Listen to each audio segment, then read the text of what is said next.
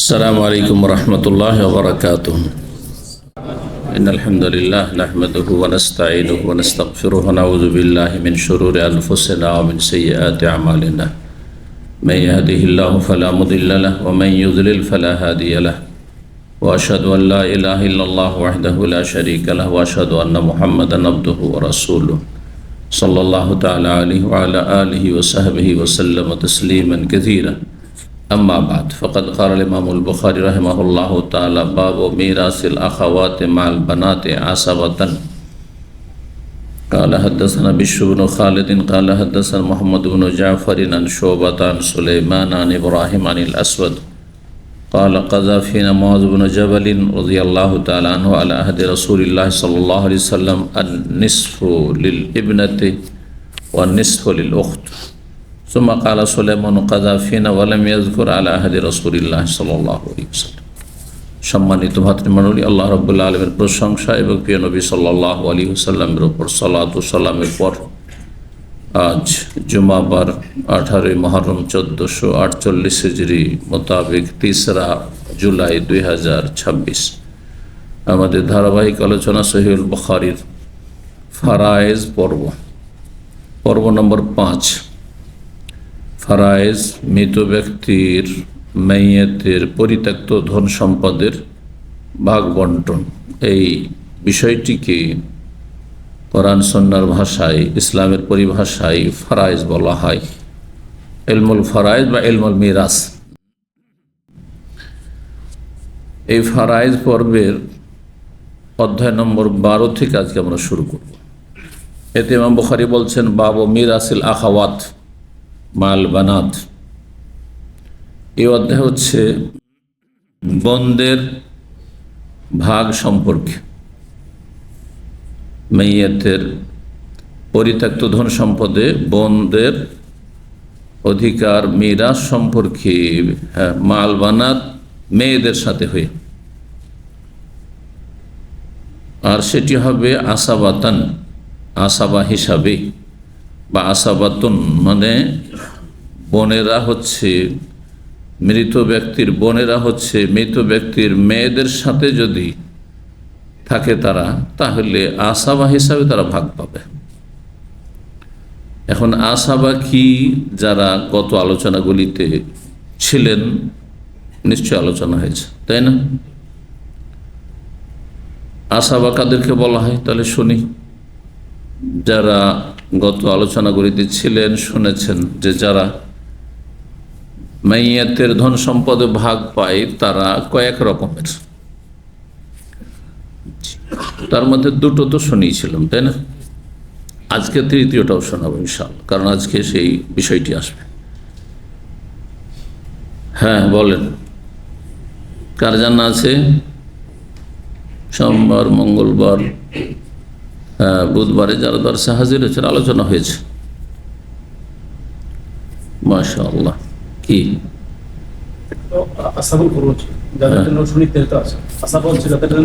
প্রথম ভাগ মাইয়াতের মৃত ব্যক্তির নিকটাত্মীয় যারা আসহাবুল ফরুজ, অর্থাৎ যাদের জন্য আল্লাহ রাব্বুল আলামিন বা তাঁর রাসূল সাল্লাল্লাহু আলাইহি ওয়াসাল্লাম একটা পরিমাণ নির্দিষ্ট করেছেন যে এতটা পরিমাণ পাবে, স্বামী এত পাবে স্ত্রীর ধন সম্পদে, স্ত্রী এত পাবে, তাই না? এক মেয়ে থাকলে এত পাবে, 2 মেয়ে বা ততোধিক থাকলে এত পাবে, বাপ এত পাবে, মা এত পাবে। এইভাবে যাদের জন্য পরিমাণ নির্ধারিত রয়েছে এরা হচ্ছে আসহাবুল ফরুজ। এটা প্রথম শ্রেণীর, এদেরকে প্রথম দিতে হবে। এদেরকে দেওয়ার পরে অবশিষ্ট যা থাকবে এরা কিন্তু সব ধন সম্পদ নিতে পারবে না, কারণ পরিমাণ যেহেতু নির্ধারিত। 100 টাকার মধ্যে ওর পরিমাণ নির্ধারিত আছে। হ্যাঁ, 100-র মধ্যে কয় রকম পাবে কত জমায় কিন্তু আলোচনা করেছিলাম যে মাইয়াতের ধন সম্পদগুলি ভাগ করা হয়েছে কয় রকম ভাবে। 6। মাশাআল্লাহ, তাহলে কিছুটা মনে তো আছে। 6 কি? সবচেয়ে বেশি যেটা হচ্ছে অর্ধেক, 4 ভাগের 1 ভাগ, 8 ভাগের 1 ভাগ। তো যদি ওইভাবে বলতে চান তাহলে অর্ধেকের চাইতে বেশি পাবে। কারণ ভুল করলেন, এখানে অর্ধেকের চাইতে বেশি কি? 2/3। 2/3 ভগ্নাংশ হিসাবে কথা বলেন, মানে অঙ্ক জানতে হবে। তার 2/3 3 ভাগের 2 ভাগে পেয়ে গেল। কথা বোঝা গেছে না? আর আরেকটি হচ্ছে অর্ধেক, আর তারপরে হচ্ছে তার চাইতে কম হচ্ছে 3 ভাগের 1 ভাগ, তার চাইতে কম হচ্ছে না 4 ভাগের 1 ভাগ, 4 ভাগের 1 ভাগ, তারপরে হচ্ছে 6 ভাগের 1 ভাগ, তারপর হচ্ছে 8 ভাগের 1 ভাগ। এটা বলতে বেশি কষ্ট, এর চাইতে সহজ তরিকায় শিখাচ্ছি। সেটা হচ্ছে যে অর্ধেক আর অর্ধেকের অর্ধেক, হ্যাঁ অর্ধেক 4 ভাগের 1 ভাগ, আর তার অর্ধেক হচ্ছে 8 ভাগের 1 ভাগ। এটা সহজ, এইসব কথা বোঝা গেছে না? 1-এর 2, 1-এর 4, 1-এর 8 হলো। এখন 2-এর 3, 3 ভাগের 2 ভাগ, হ্যাঁ 3 ভাগের 1 ভাগ, 1-এর 3 আর 1-এর 6, 6 ভাগের 1 ভাগ। সেটা হলো না? এই যে পরিমাণগুলো যাদের জন্য নির্ধারিত রয়েছে এদেরকে আসহাবুল ফুরুজ, ফরজ মানে ফরজ করা হয়, ফরজ মানে সুপরিমিত করা হয়, সুনির্ধারিত করা হয়। এখানে সুনির্ধারিত করা, ফরজকে ফরজ কেন করা হয়েছে? কারণ তার পরিমাণ নির্ধারণ করে আল্লাহ ফরজ করেছে। 5 ওয়াক্ত নামাজ ফরজ, আপনার খেয়াল খুশি ফরজ না। নফল আপনার খেয়াল খুশি পড়তে থাকে না, যত পারেন, কিন্তু ফরজ চলবে? যত ইচ্ছা ফরজ পড়বো, চলবে? ফরজ মানে তাহলে পরিমাণ নির্ধারিত আছে। 5 ওয়াক্ত নামাজ, 6 ওয়াক্ত নয়, 17 রাকাতের নামাজ এর বেশি নয়, ঠিক না? রমজান মাসের রোজা এর বেশি ফরজ নয়, হ্যাঁ জীবনে একবার হজ ফরজ এর বেশি নয়। কথা বোঝা গেছে? জাকাত শতকরা 2.5 টাকা ফরজ এর বেশি নয়, 10 মনে 1 মন বা 20 মনে 1 মন এর বেশি নয়। এই যে পরিমাণ নির্ধারিত আছে। তো ফরজ মানে শাব্দিক অর্থ হচ্ছে পরিমাণ নির্ধারণ, কার পক্ষ থেকে? আল্লাহর পক্ষ থেকে, যেহেতু শরীয়তের বিষয়, তাই না? তো ধন সম্পদের ভাগ বন্টন ক্ষেত্রে যাদের জন্য পরিমাণ নির্ধারিত রয়েছে, নির্দিষ্ট করা রয়েছে, তাদেরকে আসহাবুল ফুরুজ বলা হয়। মানে পরিমাণ এমন লোকেরা যাদের জন্য পরিমাণ নির্ধারিত, আসহাব মানে ওয়ালা, বিশিষ্ট, যাদের জন্য পরিমাণ নির্ধারিত রয়েছে এইরকম লোকেরা। এরপরে দ্বিতীয় শ্রেণীর লোকেরা নিকটাত্মীয়, আসাবা, যাদের জন্য পরিমাণ নির্ধারিত রয়েছে, তারা নেওয়ার পরে যা কিছু অবশিষ্ট থাকবে, কখনো কম থাকবে, কখনো বেশি থাকবে, তাই না? কারণ যাদের জন্য পরিমাণ নির্ধারিত তারা কয়েকজন হইলে অনেক নিল, বা এমন ব্যক্তি যে অল্পই শুধু পাবে, 8 ভাগের 1 ভাগ, যেমন স্ত্রী আর স্বামী মারা গেছে, ছেলে মেয়ে আছে, তাহলে সবচেয়ে কম পাবে 8 ভাগের 1, তাই না? 2 আনা মাত্র 16 আনাতে, তাহলে বেশি বাকি থাকলো। এখন 2/3 যদি নিয়ে নেয়, 2 মেয়ে আছে, তাহলে কত পেয়ে গেল? 2/3। তাহলে 3 ভাগের 2 ভাগই চলে গেল, সামান্য কত বাঁচল? 3 ভাগের 1 ভাগ বাঁচল, অথচ মাত্র 2 জন মেয়ে হয়তো। তাহলে এই যে 3 ভাগের 1 ভাগ মাত্র বাঁচলো, এটা পাবে কারা? আসাবারা। তাহলে আসবা এমন নিকট আত্মীয় মাইয়াতের বা যে কোনো ব্যক্তির, কারণ প্রত্যেক আমরা কেউ মাইয়াত হয়ে গেছে, মারা গেছে, আর কেউ মারা যাবে, জি।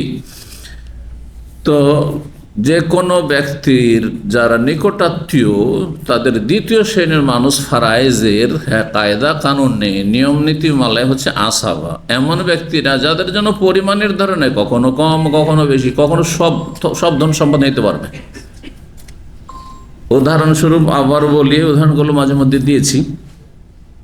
একজন লোক মারা গেল, তার কেউ নেই, শুধু একজন ছেলে আছে, হ্যাঁ, এ হচ্ছে আসাবা। সব কোটি কোটি টাকা সব পেয়ে যাবে, একাই পেয়ে যাবে। এই নয় যে তার চাচা আছে, মেয়ে আছে দূরের কথা, বোঝা গেছে না? কিন্তু যদি মেয়ে থাকতো, 1 মেয়ে, 2 মেয়ে, 10 মেয়ে, 50টাও মেয়ে যদি থাকে, তো ওই 2/3 পাবে, সব পাবে না। এদের জন্য পরিমাণ নির্ধারিত রয়েছে। পক্ষান্তরে ছেলের জন্য যা বাঁচবে সব পাবে, সবই বেঁচে যাচ্ছে।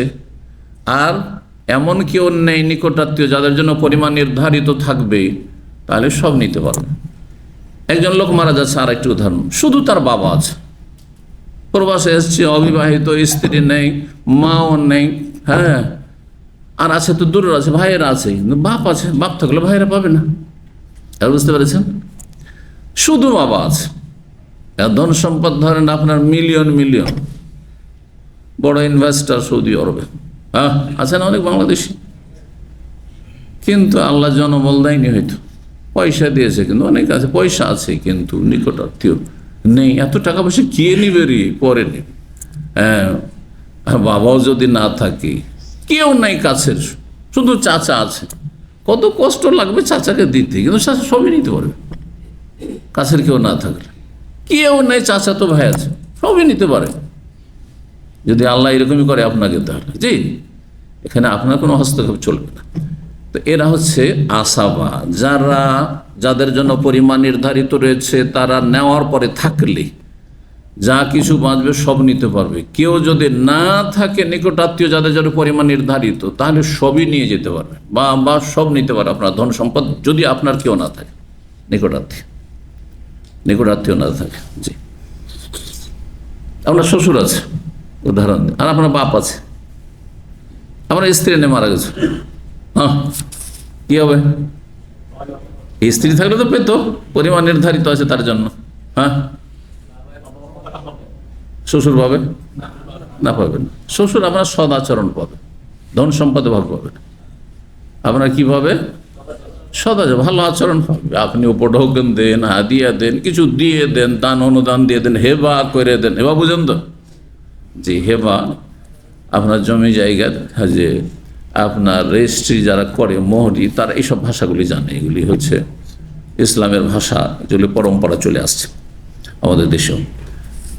আচ্ছা, তৃতীয় শ্রেণীটা আজকে শুনে নেন। তৃতীয় শ্রেণী নিকট আত্মীয়, যারা আসহাবুল ফরুজ না, ওদের জন্য পরিমাণ নির্ধারিত নেই, আর ওরা ধন সম্পদ যা থাকে বেশ অবশিষ্ট, তা সব নিতে পারবে, এই পর্যায়েও পড়ে না, এই পর্যায়ে পড়ে না, তৃতীয় পর্যায়ে পড়ছে। কিন্তু মাইয়াতের নিকট আত্মীয়, তোরা মাইয়াতের কে নিকট আত্মীয়, এরা পাবে না, পাবে না। মানে এরা কারা আপনারা চিন্তা করুন তো দেখি, যে পরিমাণও নির্ধারণ নেই, আর কি নেই, যা কিছু হ্যাঁ অবশিষ্ট থাকে তাও নিতে পারছেন না, মানে এইরকম পর্যায়ের নয় তারা, কিন্তু তারা আত্মীয়, নিকট আত্মীয়, দূরের আত্মীয় একবারে না, নিকট আত্মীয়। বংশের গিয়ে 7 পুরুষে মিলছে এরকম নয়, বুঝতে পারছেন? আর 7 পুরুষের শাখা দিয়ে নামছে, 5 পুরুষ 4 পুরুষের শাখা দিয়ে নেমে ওই চাস্তোর ভাই, এরকম নয়। কথা বলছেন? এমন কেউ আছে যারা নিকট আত্মীয়, কিন্তু এই প্রথম 2 শ্রেণীতে পড়ছেন না, আসাবুল ফরুজ না, আর কে না, আসাবাও না। কে হইতে পারে? সৎ ভাই না। আর এই সৎ ভাই একবারে নিজের ভাইয়ের রিপ্লেসমেন্ট। ভাই যদি নিজের না থাকে, সৎ ভাই সব নিয়ে যেতে পারে, না? বুঝতে পেরেছেন? বৈমাতৃয় ভাই কাছের না, বৈপিত্রীয় ভাই কাছের? মানে মায়ের দিক থেকে যা সম্পর্ক, এক মায়ের পেটের, কিন্তু বাপ দুটা, ওই ভাই কাছের না? বাপ এক আর মা দুটো কাছের, বাপ এক কাছের, কথা বুঝতে পেরেছেন? অধিকাংশ লোক বোঝানো বলছে মায়ের খাতির বেশি, আর সব জায়গায় মা যেহেতু দুর্বল, সেই জন্য মায়ের ব্যাপারে নবী সাল্লাল্লাহু আলাইহি ওয়াসাল্লাম 3 বার বলেছেন। তার মানে এই না যে মায়ের আদেশ আগে পালন করব আর বাবার আদেশ পরে না। বাবা আপনার হাকিম, আপনার শাসক, মা শাসক না আপনার।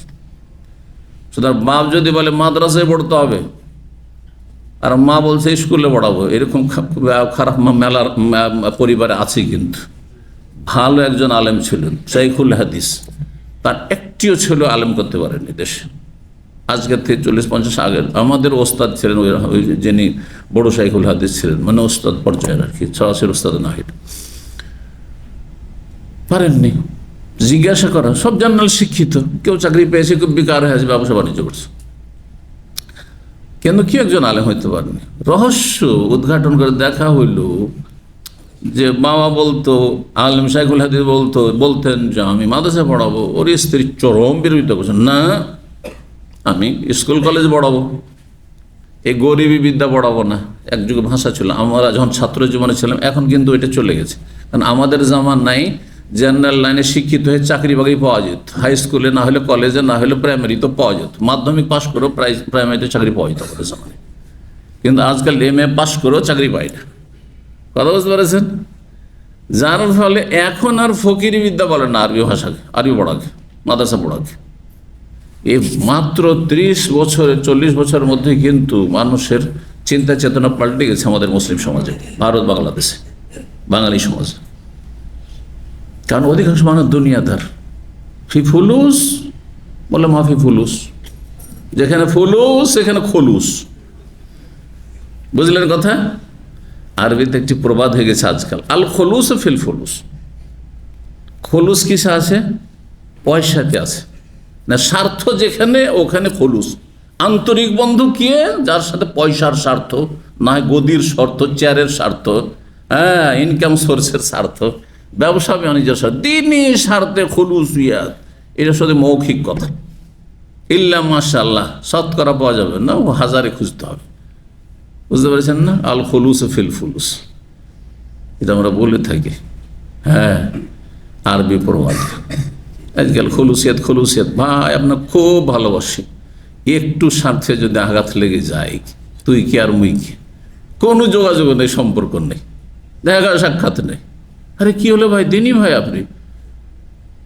বিশেষ করে বাঙালি সমাজে কি আছে, ধরেন একজন মেয়ে দিতে চেয়েছে, হ্যাঁ, খুব ইচ্ছা ছিল যে একটা ছেলে আছে, ওকে মেয়ে দেব, কিন্তু মতের মিল হলো না, বিবাহটা হইল না। এত আন্তরিকতা ছিল, এত খাতির ছিল, এত ভালোবাসা ছিল, চূর্ণ বিচূর্ণ হয়ে গেল। মনে রাখবেন কথাটি, প্রবাদটি, আল খুলুস ও ফিল ফুলুস। স্বার্থে আঘাত লেগে গেল, আর ওর মেয়েটা পেলাম না অথবা ওর ছেলেটা পেলাম না, সেই জন্য হ্যাঁ খলুসিয়াত সব শেষ, খলুসিয়াত সব শেষ। নাউযুবিল্লাহ, কিচ্ছু পাবেন না আল্লাহর কাছে। মুখলিসান ওমা উমিরু ইল্লা লিয়াবুদুল্লাহ মুখলিসিনা লাহুদ্দিন আলা লিল্লাহিদ দীনুল খালিস। খলুসিয়াত, খলুসিয়াত ছাড়া কিচ্ছু লাভ নেই। মানে যে কোনো কাজে হ্যাঁ নিষ্ঠা থাকতে হবে, আন্তরিকতা থাকতে হবে, আল্লাহ সন্তুষ্ট উদ্দেশ্য থাকতে হবে। আমার সম্পর্ক আপনাদের সাথে আল্লাহ সন্তুষ্টি সম্পর্ক। যদি পার্থিব কোনো স্বার্থ কাজ করে সেখানে, তাহলে এই সম্পর্ক দিয়ে কিচ্ছু সব পাবো না। এ দিনই ভ্রাতৃত্ব শুধু মৌখিক কথা, আসলে ভ্রাতৃত্ব হচ্ছে পয়সার, স্বার্থের, হ্যাঁ গরজের। গরজ ফুরিয়ে গেলে কেটে পড়ে। হাদাহুমুল্লাহ জামিয়ান, আল্লাহ আমাদের সকলকে হেদায়েত নসিব করে। তো কি বলতে গিয়ে বললাম, হ্যাঁ, অনেক সময় দূরের আত্মীয় ভাগ পেয়ে যাবে, আপনাকে দূরের মনে হচ্ছে, কিন্তু আল্লাহ তাকে ভাগ দিয়েছে, আপনার করার কিছু নেই। বুঝতে পারছেন? যাই হোক, হ্যাঁ, জাউল আরহাম বা উলুল আরহাম, সূরা আনফালের শেষ আয়াত, শেষ আয়াতের শেষ অংশ। সূরা আনফালের শেষ আয়াত কত নম্বর আয়াতে শেষ হয়েছে কে বলতে পারে? হ্যাঁ, মাশাআল্লাহ, হাফেজ নাকি? মাশাআল্লাহ, ভালো তো। হাফেজ না হয়ে যে মনে রাখতে পেরেছে, ভালো, সংশোধনীয়। ওয়া উলুল আরহামে বাযুহুম আওলা বিবাযিন ফি কিতাবিল্লাহ ইন্নাল্লাহা বিকুল্লি শাইইন আলিম। শেষ। উলুল আরহাম, নিকট আত্মীয়রা একে অপরের ক্ষেত্রে বেশি অধিকার রাখে।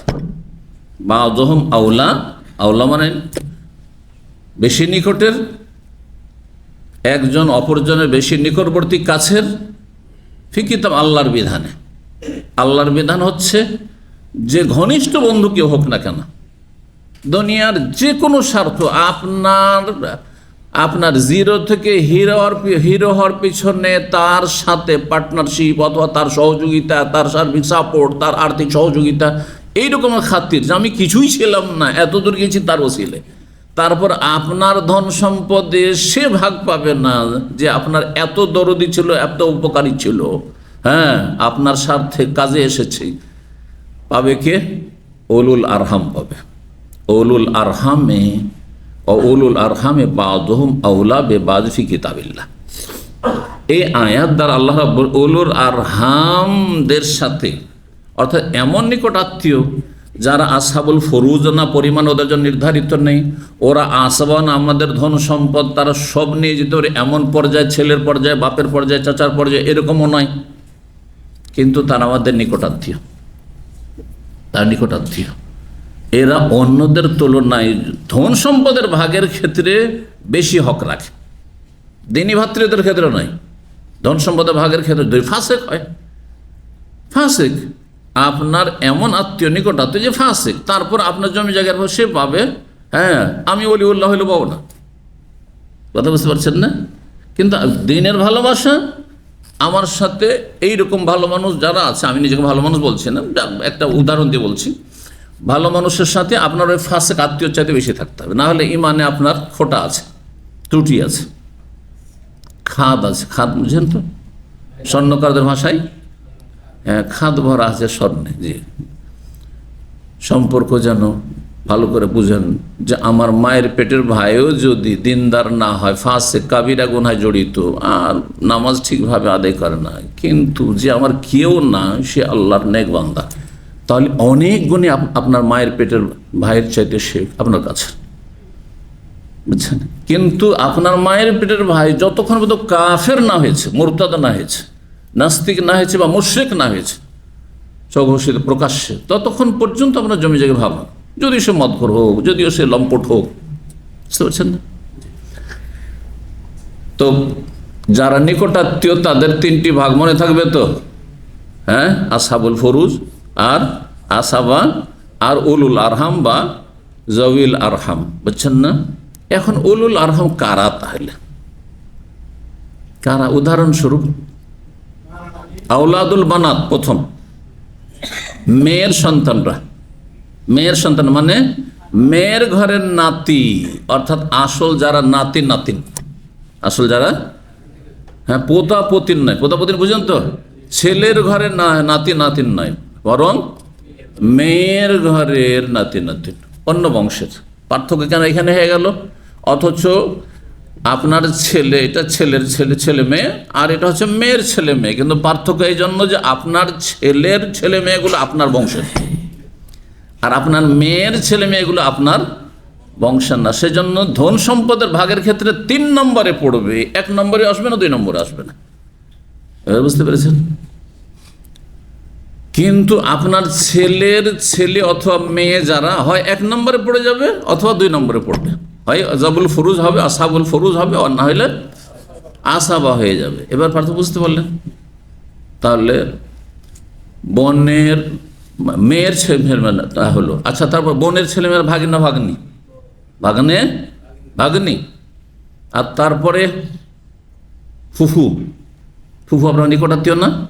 ফুফু আপনার নিকটাত্মীয় না, কিন্তু ফুফাও নিকটাত্মীয়। হ্যাঁ, ফুফু হচ্ছে আপনার বাবার আপন বোন, এদিক থেকে নিকটাত্মীয় খুব। কিন্তু ফুফু না তার জন্য পরিমাণ নির্ধারিত, আসহাবুল ফরুজের অন্তর্ভুক্ত না, আসাবার অন্তর্ভুক্ত। তবে এই জন্য এখন 3য় স্তরে পড়লো কে? ফুফু। আচ্ছা, খালা, মামা, কত কাছের? খালা মানে আমার মায়ের আপন বোন, হ্যাঁ, অথবা বইমাতৃ বোন, কিন্তু বোন, তাই না? আল খালাত বিমানজিলাতুল উম, এদিক থেকে খালার মর্যাদা হচ্ছে মায়ের মতো, এই দিক থেকে, মর্যাদার দিক থেকে, শ্রদ্ধা পাওয়ার দিক থেকে, আর তার সদাচরণ পাওয়ার দিক থেকে খালার মর্যাদা ফুফু চাইতে বেশি। কথা বোঝা গেছে? কিন্তু খালা হোক আর ফুফু হোক, এরা জাবিল আরহাম, উলুল আরহামের অন্তর্ভুক্ত, আসাবাও নয় আর আসাবুল ফরুজও নয়। এবার বুঝতে পেরেছেন? মামা ওই রকম। আজকাল যদি দেখা যায় পার্থিব দিক থেকে আমাদের বাঙালি সমাজে, এটা আপনার মামা, এটা চাচা, কার সাথে বেশি খাতির? কিন্তু শরীয়ত ওই খাতির নেই, শরীয়ত ওই খাতির নেই। মামা আপনার কে? কেউ না থাকলে তখন ওয়ারেস হবে, তাও মাসলা ইখতিলাফি হবে না, হবে না। জি, পক্ষান্তরে চাচা, হ্যাঁ, চাচার মামার উদাহরণ দিলাম না, চাচা কিন্তু আসাবার অন্তর্ভুক্ত। যদি হ্যাঁ আসহাবুল ফরুজ যারা রয়েছে তারা নিয়ে অবশিষ্ট কিছু থাকে, আর চাচার চাইতে কাছের কেউ নেই, তাহলেও পাবে। চাচার চাইতে কাছের কি? আপনার বাবা, আপনার ছেলে, বুঝতে পারছেন না? চাচা তো ভাই আছে আর চাচা আছে, কে কাছের? চাচা, তাহলে চাচা পেয়ে যাবে। কখন পাবে? যখন চাচার চেতে কাছের কেউ নেই আসবা। 3 রকম আত্মীয়র কথা মনে থাকবে তো? জি হ্যাঁ। এখন এই জাউল আরহাম, উলুল আরহামরা ভাগ পাবে না পাবেন, অধ্যায়টি আসুক তখন বলছি। তার আগে আসল বিষয়, এটা ভূমিকা বলতে বলতে এতক্ষণ চলে গেল 25 মিনিট। ফারাইজ যদি হকাদে করে পড়ানো হয়, কষ্ট লাগছে একটু বুঝতে, তাই না? হ্যাঁ, কিন্তু আমি তো একটু মজা করে বলছি আপনাদেরকে, যাতে করে উদাহরণ দিয়ে দিয়ে যাতে খুব সহজে বুঝতে পারছেন, একটু হালুয়া করে খাওয়াইতে চাইছি, শক্ত ভাত না। হ্যাঁ, আর আপনারা যেমন শক্ত গোস্ত খান, যেটা আমার জন্য কষ্ট করে, শক্ত গোস্ত না, ঠিক না? দাঁত ভাঙার আশঙ্কা নেই, আছে? দাঁত বসে না, এমন এলেম দিচ্ছেন সাহেব, এমন কথাগুলি বলছে মাসলাম সাহেব যে দাঁত বসে না। হ্যাঁ, ও বেলের মতো। হ্যাঁ, এরকম কি না? বুঝতে পারছেন? বুঝতে পারছেন? আলহামদুলিল্লাহ বলে যে বুঝতে পারছেন। আমি ছাত্র জীবন নেই, অধিকাংশ ওস্তাদের কাছে বুঝতে পারতাম, কিন্তু আমাদের কিছু সাবজেক্ট ছিল যে সাবজেক্টগুলি ওস্তাদ নিজেই বুঝতো না। এখন ও নিজে বুঝছে না, এলো পাথাড়ে বলছে এলোমেলো কথাবার্তা, তা আমি কি বুঝবো? বুঝতে পারছেন না? বিশেষ করে মান্তিক, বুঝেন? মান্তিক সাবজেক্ট আমরা কিন্তু এগুলো পড়েছি। হেকমা, হেকমা মানে হচ্ছে ফিলোসফি। আরবিতে ওই গ্রিক দর্শন পড়ানো হইতো আমাদের, একসময় কমে মাদ্রাসাগুলোতে গ্রিক দর্শন পড়ানো হইতো, হেকমা ফালসাফা পড়ানো হইতো। আর পড়ানো হইতো মান্তিক মানে লজিক বিদ্যা পড়ানো হইতো, তর্কবিদ্যা পড়ানো হইতো। উস্তাদ বলেই যাচ্ছে, বলে যাবো, নিজে কিছু বোঝে না। তখন আমার বয়স 16। চিন্তা করলাম যে আমার ব্রেনের দোষ, যে আমি মানে আমার ধারণ ক্ষমতা নিয়ে বুঝতে পারছি না, নাকি ওস্তাদের পাঠদানের শিক্ষাদানের দোষ। এটা বোঝার জন্য একজন খুব পারদর্শী মান্তিক আর ফালসাফা ফিলোসফিতে একবার এক্সপার্ট ওস্তাদ ছিলেন, কিন্তু ওনার কাছে এই সাবজেক্ট ছিল না। ওনার সাবজেক্ট ছিল, আমার নাসাই পড়েছি ওনার কাছে, অন্য কোনো সাবজেক্ট পড়েছি, কিন্তু খুব ভালো ছিলেন উনি, রাহিমাহুল্লাহ তাআলা, চলে গেছেন দুনিয়াতে, এবং ওনার কাছে অনেক কিছু শিখেছি। তো একদিন সন্ধ্যাবেলা অনেক বলো, শেখ আমি একটা সাবজেক্ট কিছু বুঝি না, আর আপনি এই সাবজেক্টগুলো পড়েছেন ভালো করে, আর আপনি জানি যে আপনি ভালো বুঝেন, তো আমাকে একটু মান্তিক আর এই ফালসাফা ফিলোসফিটা বুঝিয়ে দেন তো। তো উনি আধা ঘন্টা বুঝাইলেন, আমি সব বুঝলাম, সব এখানে ধারণ করতে পারলাম। তখন বুঝতে পারলাম যে আমার ব্রেনে ক্ষমতা আছে, আমার ব্রেনে দুর্বলতা নেই, দুর্বলতা অন্য জায়গায় আছে। বুঝতে পেরেছেন না? তো আপনাদের কি এমন হচ্ছে যে আমার কথা বোধগম্য না? বুঝতে পারছেন না? আপনাদের প্রত্যেকের আপন আপন জায়গা থেকে 3 শ্রেণীর নিকট আত্মীয় রয়েছে। এরা শুধু আত্মীয় বললে ভুল হবে, এরাকে নিকট আত্মীয়, কারণ দূরের আত্মীয় ছাড়া আছে, আরও আছে দূরের। জি, গোটা বংশ আপনার আত্মীয়।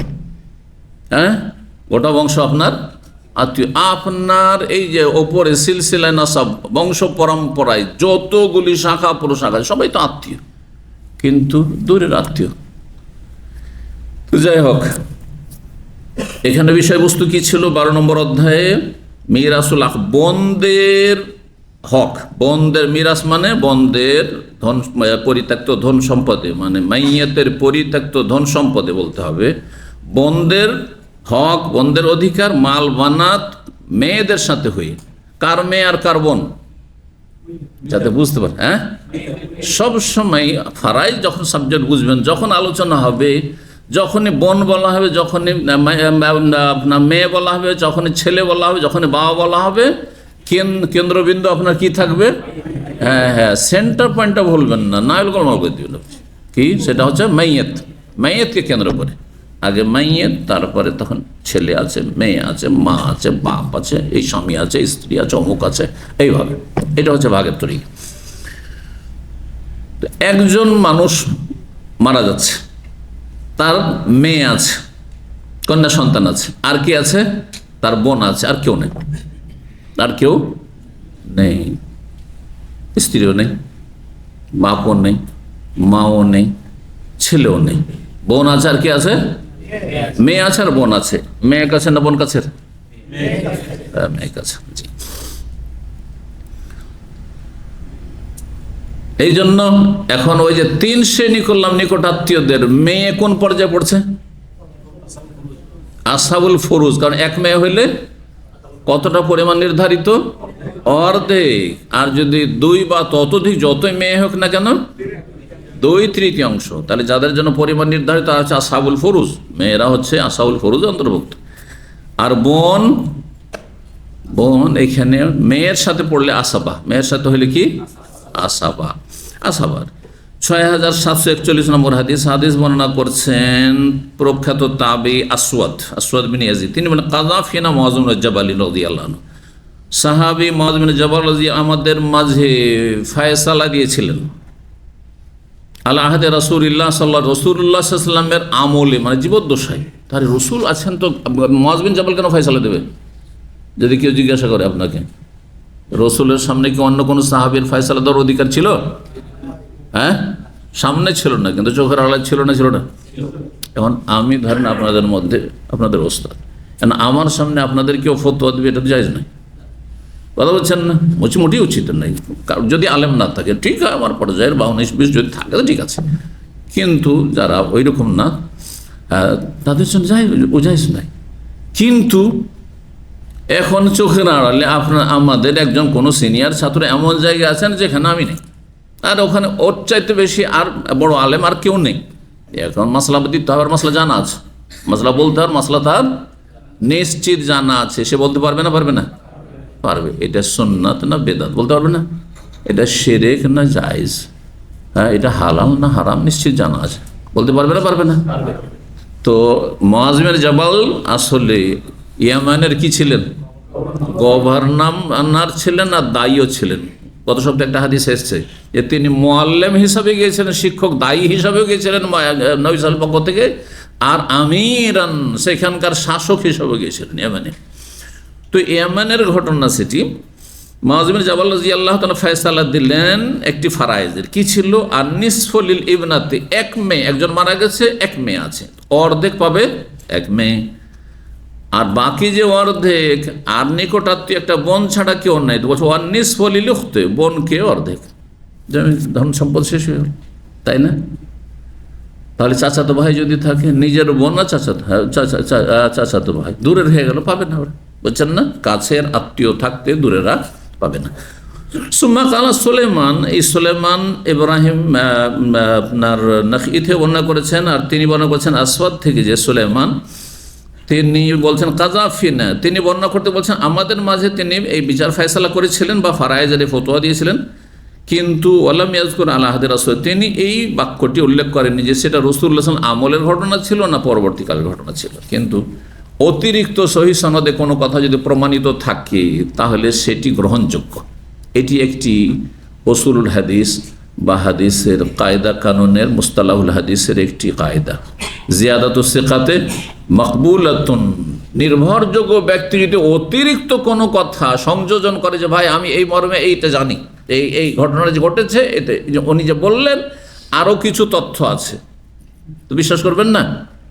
বিশ্বস্ত ব্যক্তি যদি সংযোজন করেন তাহলে বিশ্বাস করব, কিন্তু একজন যদি আমল করে বিশ্বস্ত না, মিথ্যা কথা বলে, তাহলে আমরা সন্দিহান হয়ে যাব, বিশ্বাস করব না। তাহলে তখন সহিহ জয়ীফের মশায় চলে আসবে। 6742 নম্বর হাদিস বর্ণনা করছেন আব্দুল্লাহ বিন মাসউদ রাদিয়াল্লাহু তাআলা আনহু থেকে হুযাইল, তিনি বলছেন কালা আব্দুল্লাহ বিন মাসউদ রাদিয়াল্লাহু তাআলা আনহু একটি ফয়সালা দিয়েছেন কুফায়, কারণ সেই জমানায় তিনি কুফায় থাকতেন। লা আখযান্না ফিহা বিকাযাইন নবী, নবী সাল্লাল্লাহু আলাইহি ওয়াসাল্লামের ফয়সালা অনুযায়ী ফয়সালা করব ফারায়েজের ক্ষেত্রে। কি ঘটনা ছিল? লিল ইবনাতি নিসফ, এই ঘটনা ছিল একজন লোক মারা গেছে আর তার এক মেয়ে ছিল আর এক ছেলের মেয়ে ছিল, মানে ছেলের ঘরের নাতি বা পতিন ছিল, আর আরেক কে ছিল? বোন ছিল। কারণ আগের মশলা চাইতে একটু ভিন্ন হয়ে গেল, কিন্তু আগের মশলাতে কি করলাম আমরা? মেয়েকে অর্ধেক আর বোনকে অর্ধেক দিলাম। এখানে মেয়ে আছে আর ছেলের এক মেয়ে আছে, হ্যাঁ, আর বোন আছে। এই ক্ষেত্রে ফয়সালা কি হবে? যে বলবেন হাত তুললেন। এই হাদিস কিন্তু এর আগে গিয়েছে। হ্যাঁ, কি হবে? মেয়ে অর্ধেক, হ্যাঁ, আর কেমন করে এটা হবে? ওইটা তো হবে, কিন্তু কেমন করে সেটা? কতটা দিব এই ছেলের ঘরের, হ্যাঁ, নাতিনকে বা পতিনকে কতটা দেব, আর বোনকে কতটা দেব? 6 ভাগের, হ্যাঁ, ওই ছেলের ঘরের নাতিন সদস্য দিয়ে কি হবে? আচ্ছা, 2 মেয়ে থাকলে কত পেত? 2 মেয়ে হলে কত পেত? 2/3 পেত। সেই জন্য এখানে 1 মেয়ে, আর মেয়ে যেহেতু ছেলের মেয়ের তুলনায় কাছের, তো মেয়ে অর্ধেকটা নিয়ে গেল, 1 মেয়ে। এখন ছেলের মেয়ে যে, সেও কিন্তু মেয়ের পর্যায়ে খানিকটা, মানে তারপরে যদিও তার মানে মর্যাদা, কিন্তু মেয়ের পর্যায়ে। সেই জন্য 2 মেয়ে থাকলে 2/3 নিত। এতটা তারা দুইজন মিলে, ফুফু আর ভাতিজি, তাই না? এখানে সম্পর্ক ফুফু ভাতিজি মিলে এতটা তারা নিয়ে নিতে পারবে, মানে 2/3 নিয়ে নিতে পারবে। এখন ভগ্নাংশ যদি অর্ধেককে আর একটু বাড়িয়ে 2/3, হ্যাঁ, 2/3 পৌঁছাইতে হয়, তাহলে কতটা পাবে? ষষ্ঠাংশ, সদস্য পাবে, ষষ্ঠাংশ পাবে। তাহলে ষষ্ঠাংশ আর তার সাথে আপনি যোগ দিলেন কত? অর্ধেক দিয়ে সমান হয়ে যাবে কত? 16 সাইন, 2/3 হয়ে যাবে। বাঁচলো কতটুকু? 1/3 বাঁচলো, হ্যাঁ, 1/3 বাঁচলো, 3 ভাগের 1 ভাগ বাঁচলো। এটা কে পাবে? এখন বোন পাবে। তাই ফয়সালা করেছেন আব্দুল মাসউদ। এখানে আবু মুসা আশআরী, আগে একটি হাদিস গিয়েছে কিন্তু গত দার্সে, কিন্তু কিছু আপনাদের মনে থাকে না। আবু মুসা আশআরীর কাছে প্রথম ফয়সালা চেয়েছিলেন, উনি একটা ভুল ফতোয়া দিয়ে দিয়েছিলেন। এখানে ওই একে মেয়ের ছেলের ঘরে যে নাতিন বা পতিনকে ওকে বঞ্চিত করে দিয়েছিলেন। তখন তিনি বলে, এইরকম ফয়সালা যদি আমি করি তাহলে তো আমি গোমরাহ হয়ে যাব, কারণ নবী সাল্লাল্লাহু আলাইহি ওয়াসাল্লাম তেমন ফয়সালা করেননি। এখানে ওই হাদিসটি সংক্ষেপে এসেছে। আব্দুল্লাহ বিন মাসউদ ফয়সালা যখন দিলেন, তখন বললেন, দেখো, আমি কিন্তু ফয়সালা করবো নবী সাল্লাল্লাহু আলাইহি ওয়াসাল্লাম যেমন ফয়সালা করেছিলেন। লিল ইবনাতিন নিসফু, কন্যা সন্তানকে, নিজের মেয়েকে অর্ধেক দিতে হবে। ওয়ালি ইবনাতিল ইবনে, আর ছেলের মেয়ে যে রয়েছে, মাইয়াতের, মৃত ব্যক্তির ছেলের মেয়ে, হ্যাঁ, পতিন, তাকে দিতে হবে আর সদস্য, ষষ্ঠাংশ। ওমা বাকিয়া, আর যা কিছু অবশিষ্ট থাকবে, ফালিল উখতে, সেটা হবে বোনের জন্য। তো এখানে 1/3 নেমে চলে আসলো, যেহেতু বোন হচ্ছে আসাবা। আর আসাবা কাকে বললাম? আসাবা কখনো কম পেতে পারে, কখনো বেশি পেতে পারে। আগের অবস্থাতে আসাবা বোন পেয়ে গেছিল অর্ধেক, এখানে কততে নেমে চলে আসলো? 3 ভাগের 1 ভাগে নেমে চলে আসলো। এটি হচ্ছে, যেমন ছেলেরা, 1 ছেলে থাকলে সব ধন সম্পদ নিয়ে যাচ্ছে, তাই না? কিন্তু 10 ছেলে কারো যদি থাকে, তখন কি হবে? ভাগ কমবে না? ওই একা থাকলে একাই নিতে পারতো, কিন্তু 10 জনের কাছে ভাগ হয়ে যাবে। বুঝতে পেরেছেন? জি। 13 নম্বর অধ্যায় হচ্ছে বাবু মিরাসুল আখাওয়াত ওয়াল ইখওয়া। এই অধ্যায় হচ্ছে ভাই আর বোনদের ভাগ সম্পর্কে। মাইয়াতের ভাই রয়েছে কয়েকজন, আর বোন রয়েছে, তাহলে কিভাবে ভাগ করবেন? ওইভাবে ভাগ করবেন যেভাবে আপনার ছেলে আর মেয়ে থাকলে করতেন। কিরকম? আপনার ছেলে সন্তান আছে, মেয়ে সন্তান, তো কি করতেন? লিজাকারে মিসলু, প্রথম মাসলা কোরআনে কারীম সূরা নিসার আয়াত নম্বর 11, যেখানে মিরাসের বিধান প্রথম বর্ণনা করেছেন। ইউসিকুমুল্লাহু ফি আওলাদ লিজাকারে মিসলু হাযিল উনসাইন। ছেলে সন্তান কত পাবে? মেয়ে সন্তানের তুলনায় দ্বিগুণ পাবে। ঠিক ওইরকম আপনার ভাই আছে আর বোন আছে, আর অন্য কেউ এর চেয়ে কাছের কেউ নাই, তাহলে তখন ভাগ হবে লিজাকারে মিসলু হাযিল উনসাইন। আপনার ভাই পাবে 2 ভাগ আর বোন পাবে 1 ভাগ। তখন 6743 নম্বর হাদিস বর্ণনা করেছেন মুহাম্মদ ইবনে মুনকাদির তাবী। তিনি বলছেন, আমি জাবের রাদিয়াল্লাহু তাআলা আনহুকে বলতে শুনি, তিনি বলেন, দাখালা আলাইয়ান নবী সাল্লাল্লাহু আলাইহি ওয়া সাল্লাম মারিজ। নবী আমার কাছে আসলেন, সেই সময় আমি অসুস্থ ছিলাম। জাবের রাদিয়াল্লাহু তাআলা যুবক মানুষ, সাহাবীর ইবনে সাহাবী, তার পিতা প্রথম শহীদ হয়েছেন ওহদের যুদ্ধে, আর তার অনেকগুলি বোন ছিল। সুন্দর ঘটনা রয়েছে। নবী সাল্লাল্লাহু আলাইহি ওয়াসাল্লাম সবসময় তার দিকে লক্ষ্য রাখতেন, আর্থিক দিক থেকে, সব দিক থেকে, কারণ অনেকগুলি বোনের দেখাশোনা করতো। অল্প বয়সী 15-16 বছরের ছেলে, আর আব্বা ওসিয়ত করে গেছেন আর শহীদ হয়েছিলেন নবী সাল্লাল্লাহু আলাইহি ওয়াসাল্লামের সাথে ওহদের ময়দানে। তো এই জাবের রাদিয়াল্লাহু তাআলা তিনি বলছেন, আমি অসুস্থ হয়ে পড়েছিলাম, সেই সময় নবী আমার কাছে আমার খোঁজ খবর নেওয়ার জন্য আসলেন। গিয়ে দেখলেন যে আমি খুবই অসুস্থ। ফাদাবে অজুর পানি নিয়ে ডাকলেন, অজু করলেন, সুম্মা নাযাহা আলাইহি মিন ওযুই, তারপরে অবশিষ্ট যে অজুর পানি পাত্রে ছিল সেটা আমার চোখে মুখে ছিটিয়ে দিলেন। ফাআফাকতু, তখন কিন্তু বেহুশ ছিলেন, ততক্ষণ পর্যন্ত তিনি অচেতন ছিলেন, বেহুশ হয়েছিলেন। ফাআফাকত, আমি চেতনায় ফিরে আসলাম, আমার হুঁশ ফিরে আসলো। ফাকুলতু, তখন আমি জিজ্ঞেস করলাম, ইয়া রাসূলুল্লাহ, হে আল্লাহ, ইন্নামা লি আখাওয়াত, আমার কয়েকজন বোন রয়েছে। আমার কি রয়েছে? কয়েকজন বোন রয়েছে। ফানাজালাত আয়াতুল ফারাইজ, তখন ফারাইজের আয়াত নাযিল হয়েছে। শুধু বোন থাকলে ভিন্ন, আর যদি বোনের সাথে ভাই থাকে তাহলে তখন অবস্থা ভিন্ন, যেমনটা এর আগে বর্ণনা করলাম। জি,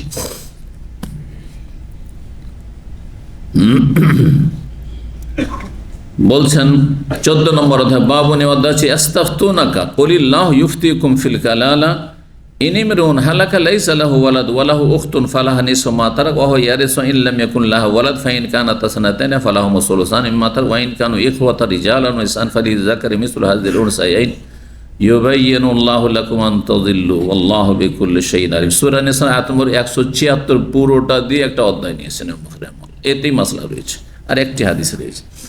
মাসলা হচ্ছে কালালার মাসলা। এটি ফারাইজের ভাষায় কি বলা হয়? কালালা। কোরআনে কারিমে রয়েছে, আর ওই শব্দটিকে দিয়ে ফারাইজে কালালার মাসলা। আল্লাহ বলছেন, ইস্তাফতুনাকা, হে নবী, তোমাকে তারা ফতোয়া জিজ্ঞেস করছে, মাসলা জিজ্ঞেস করছে। কুলিল্লাহ, হে নবী তুমি বলে দাও, আল্লাহ ইফতিকুম, আল্লাহ তোমাদেরকে ফতোয়া দিচ্ছেন। তাহলে ফতোয়া দেওয়া কার কাজ? আল্লাহর কাজ। আল্লাহর কথা ছাড়া বা রসুলের কথা ছাড়া আপনি নিজের পকেট থেকে ফতোয়া দেওয়ার কোনো অধিকার রাখেন। ফতোয়া দেওয়াকে ইমাম ইবনুল কাইয়িম রাহিমাহুল্লাহর একটি গ্রন্থ, একটি কিতাব, খুব প্রসিদ্ধ কিতাব, সেই কিতাবটির বিষয়বস্তু, হেডলাইন, নাম, এই নামে তিনি ফতোয়াকে কি বলেছেন? আল্লাহর পক্ষ থেকে স্বাক্ষর করা বলেছেন।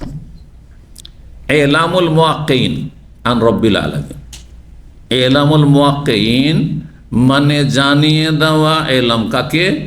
স্বাক্ষরকারীদেরকে। কার পক্ষ থেকে তারা স্বাক্ষরকারী? আল্লাহর পক্ষ থেকে। আরে আপনি যদি সরকারের কোনো দায়িত্বপ্রাপ্ত কোনো অফিসার হন, তো এই স্বাক্ষরটি কার পক্ষ থেকে করছেন? সরকার পক্ষ থেকে। সরকার বিরোধী কোনো স্বাক্ষর করা যাবে? বেআইনি স্বাক্ষর করা যাবে? আপনার দায়িত্বের বাইরে স্বাক্ষর করতে পারবেন না। আপনার যতটা কাজ রয়েছে তার মধ্যে আপনাকে সীমিত থাকতে হবে। বুঝতে পারছেন না মাসলা? উদাহরণটি বোঝাচ্ছে আপনাকে। তো আপনি যখন একজন আলেম ফতোয়া দিচ্ছেন, এটা হালাল, এটা হারাম, এটি সুন্নত, এটি বিদআত, এটি শিরক, এটি জায়েজ, এটি নাজায়েজ, তো এই কথা বলা মানে আল্লাহর পক্ষ থেকে কি করা? স্বাক্ষর করা, সাইন করা। আপনি সাইন করছেন, সুতরাং আপনি যে স্বাক্ষর করলেন এই ফতোয়া, এটা হালাল। যদি হালাল হয় তাহলে এই স্বাক্ষরে তো আপনি বেঁচে যাবেন, বরং নেকি পাবেন। আপনি নেকি পাবেন আপনি, যে মানুষের অজ্ঞতা দূর করেছেন। না হলে মানুষ তো সমস্যা পড়ে যেত। কারণ মানুষকে জানতে হবে যে হালাল না হারাম, জায়েজ না জায়েজ, এটা চলবে না চলবে না, অবশ্যই জানতে হবে, উপায় নেই। জি না, এটি জান্নাত জাহান্নামের মাসলা। কিন্তু এই স্বাক্ষর করতে গিয়ে অবৈধ স্বাক্ষর হয়, এমন কিছুতে স্বাক্ষর করলেন যেই অধিকার আপনার নেই। যেমন তালাকের মাসলা, খুব জটিল মাসলা। এই তালাক আজকাল এক শ্রেণীর লোকেরা ডাল ভাত মনে করে নিয়েছে। আল্লাহ, এখন এই কয়েক মাস থেকে বিশেষ করে, আর কয়েক বছর থেকে সাধারণভাবে সবচেয়ে বেশি মাসলা আমার কাছে এবং আমার চাইতে বড়রা বা যারা আছেন, শেখেরা আমাদের মতো রয়েছেন, তাদের কাছে জিজ্ঞাসা করলে সবচেয়ে বেশি যে মাসলা আসছে, সমস্যার ফতোয়া আসছে কি? তালাক আর তালাক। কখনো পুরুষ জিজ্ঞাসা করছে, কখনো মহিলা জিজ্ঞাসা করছে, তালাক আর তালাক। আর কিসে? বিনা পয়সায়, সস্তাতেই একটা হোয়াটসঅ্যাপ মেসেজ দিয়ে দাও, না হলে একটা কোনো সোশ্যাল মিডিয়াতে মেসেজ দিয়ে দাও, না হয় জুমে চলে আসো আর তালাকের মাসলা জিজ্ঞেস করি। এত সহজ। ইমাম শাইখ বিন বাজ রাহিমাহুল্লাহ তিনি কখনো, তখন সোশ্যাল মিডিয়ার যুগ ছিল না তার জামানায়, কিন্তু টেলিফোন ছিল, টেলিফোনে তালাকের প্রশ্নে উঠে না। বরং একা যদি তার যে তিনি যেহেতু সৌদি আরবের গ্রান্ড মুফতি ছিলেন, আর তার আগে তিনি ইদারাতুল বহসের তিনি প্রধান ছিলেন, সৌদি আরবের সবচেয়ে বড় আলেম বিংশ শতাব্দীতে। তো ধরেন এক তালাকের মাসলা জিজ্ঞেস করতে শুধু একজন পুরুষ এসছে, তার স্ত্রীকে নিয়ে আসেনি, ফতোয়া দিতেন না তিনি, এতটা সতর্কতা অবলম্বন। শুধু একজন মহিলা এসছে তালাকের মাসলা জিজ্ঞাসা করতে, তার স্বামী আসেনি, দিতেন না? ওই দুইজনে এসে সামনে বসো আর দুইজনে বিবৃতি শুনি। কারণ হতে পারে যে একজন পুরুষ তার স্ত্রী রক্ষা করার জন্য কিছু মিথ্যার আশ্রয় নিচ্ছে।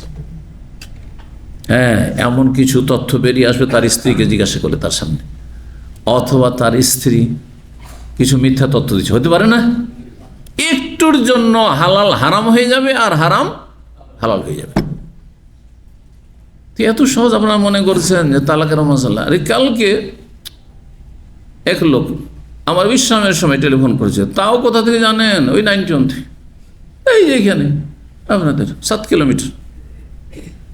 দামামে লোক টেলিফোন করলে তো আমার একটু প্রেশার বাড়তে লাগে। রাগ করবেন না, রাগ করবেন না।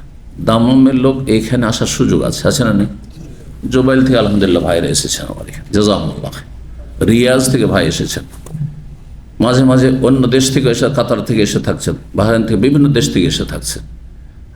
হ্যাঁ, টেলিফোনে ওরা যোগাযোগ, যারা হয়তো আসতে পারছেন না, এখানকার বাইরে থাকে। আর আপনারা যদি টেলিফোন করেন তো বাকিদেরকে বঞ্চিত করা হবে না?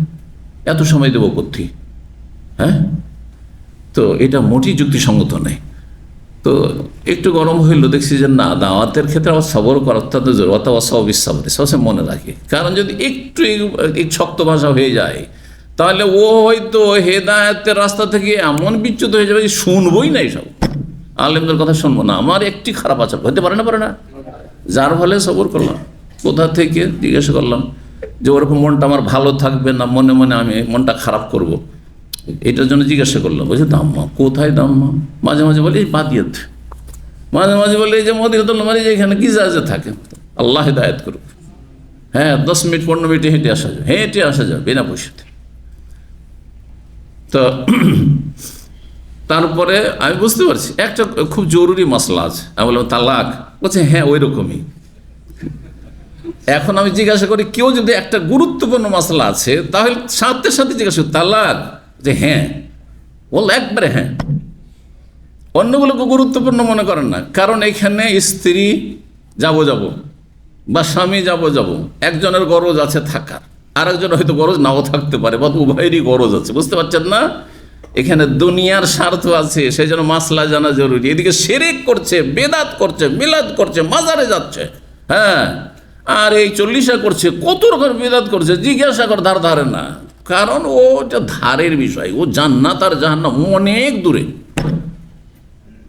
মক্কার কাফে আলেখারা জুম্বাই ধারে, এটা অনেক দূর, কোথায় পরকাল রাখে? তো ওই রকম হয়ে গেছে বিষয়টি। আসলে মোটেই না, আগে ওগুলোকে বেশি গরজ করতে হবে। তো ভাইরা, হালাল হারামের বিষয়টি, ফতোয়া দেওয়ার বিষয়টি অত্যন্ত জটিল। আপনি তো আমার নাম দিয়ে আল্লাহর কাছে হয়তো বেঁচে যাওয়ার চেষ্টা করবেন যে শেখ তো আমাকে টেলিফোনে বলেছিলেন যে আমার বিবি হালাল, আর আসলে হারাম ছিল, কিন্তু ফাঁসলাম তো আমি। তুমি এরকম ফতোয়া দিলে কেন? তদন্ত না করে, হ্যাঁ, দুই পক্ষের কথা না শুনে, অথবা সামনে না ডেকে, জিজ্ঞাসাবাদ বিভিন্ন রকম না করে, হবে না? তা আমি আপনার জন্য জাহান্নামে যাব? খুব সহজ ভাষা এই কথা, কিন্তু আমি কয়েকজন ভাইকে অনেকে বলেছি, যখন বারবার বলছি একটু বলে দেন, একটু সামান্য একটু বলে দেন, হ্যাঁ বলে দেন, কাউকে পাচ্ছে না, একটু টেলিফোনে বলে দেন। বলে আপনি জান্নাতে চলে যাবেন আর আমি জাহান্নামে যাব? কারণ আল্লাহকে গিয়ে বলবেন যে সে একটু হালাল করেছে। কথা বুঝতে পারছেন না? আমি আপনার জন্য কেন জাহান্নামে যাবো? আমি এই রিস্ক কেন নিব? আমি আগে আমি নিজেকে বাঁচাবো, তারপরে আপনার সমস্যার সমাধান দেওয়ার চেষ্টা করবো। আল্লাহ বোঝার তৌফিক দান করেন। আমি প্রত্যেক আলেম মুফতিদের পক্ষ থেকে কথাটি বলছি, কোন মুফতি আলেম যদি আপনাকে টেলিফোনে ফতোয়া না দেয়, জানবেন যে এতে কল্যাণ আছে, ও আপনাকে সঠিকটা জানাতে চায়। জি,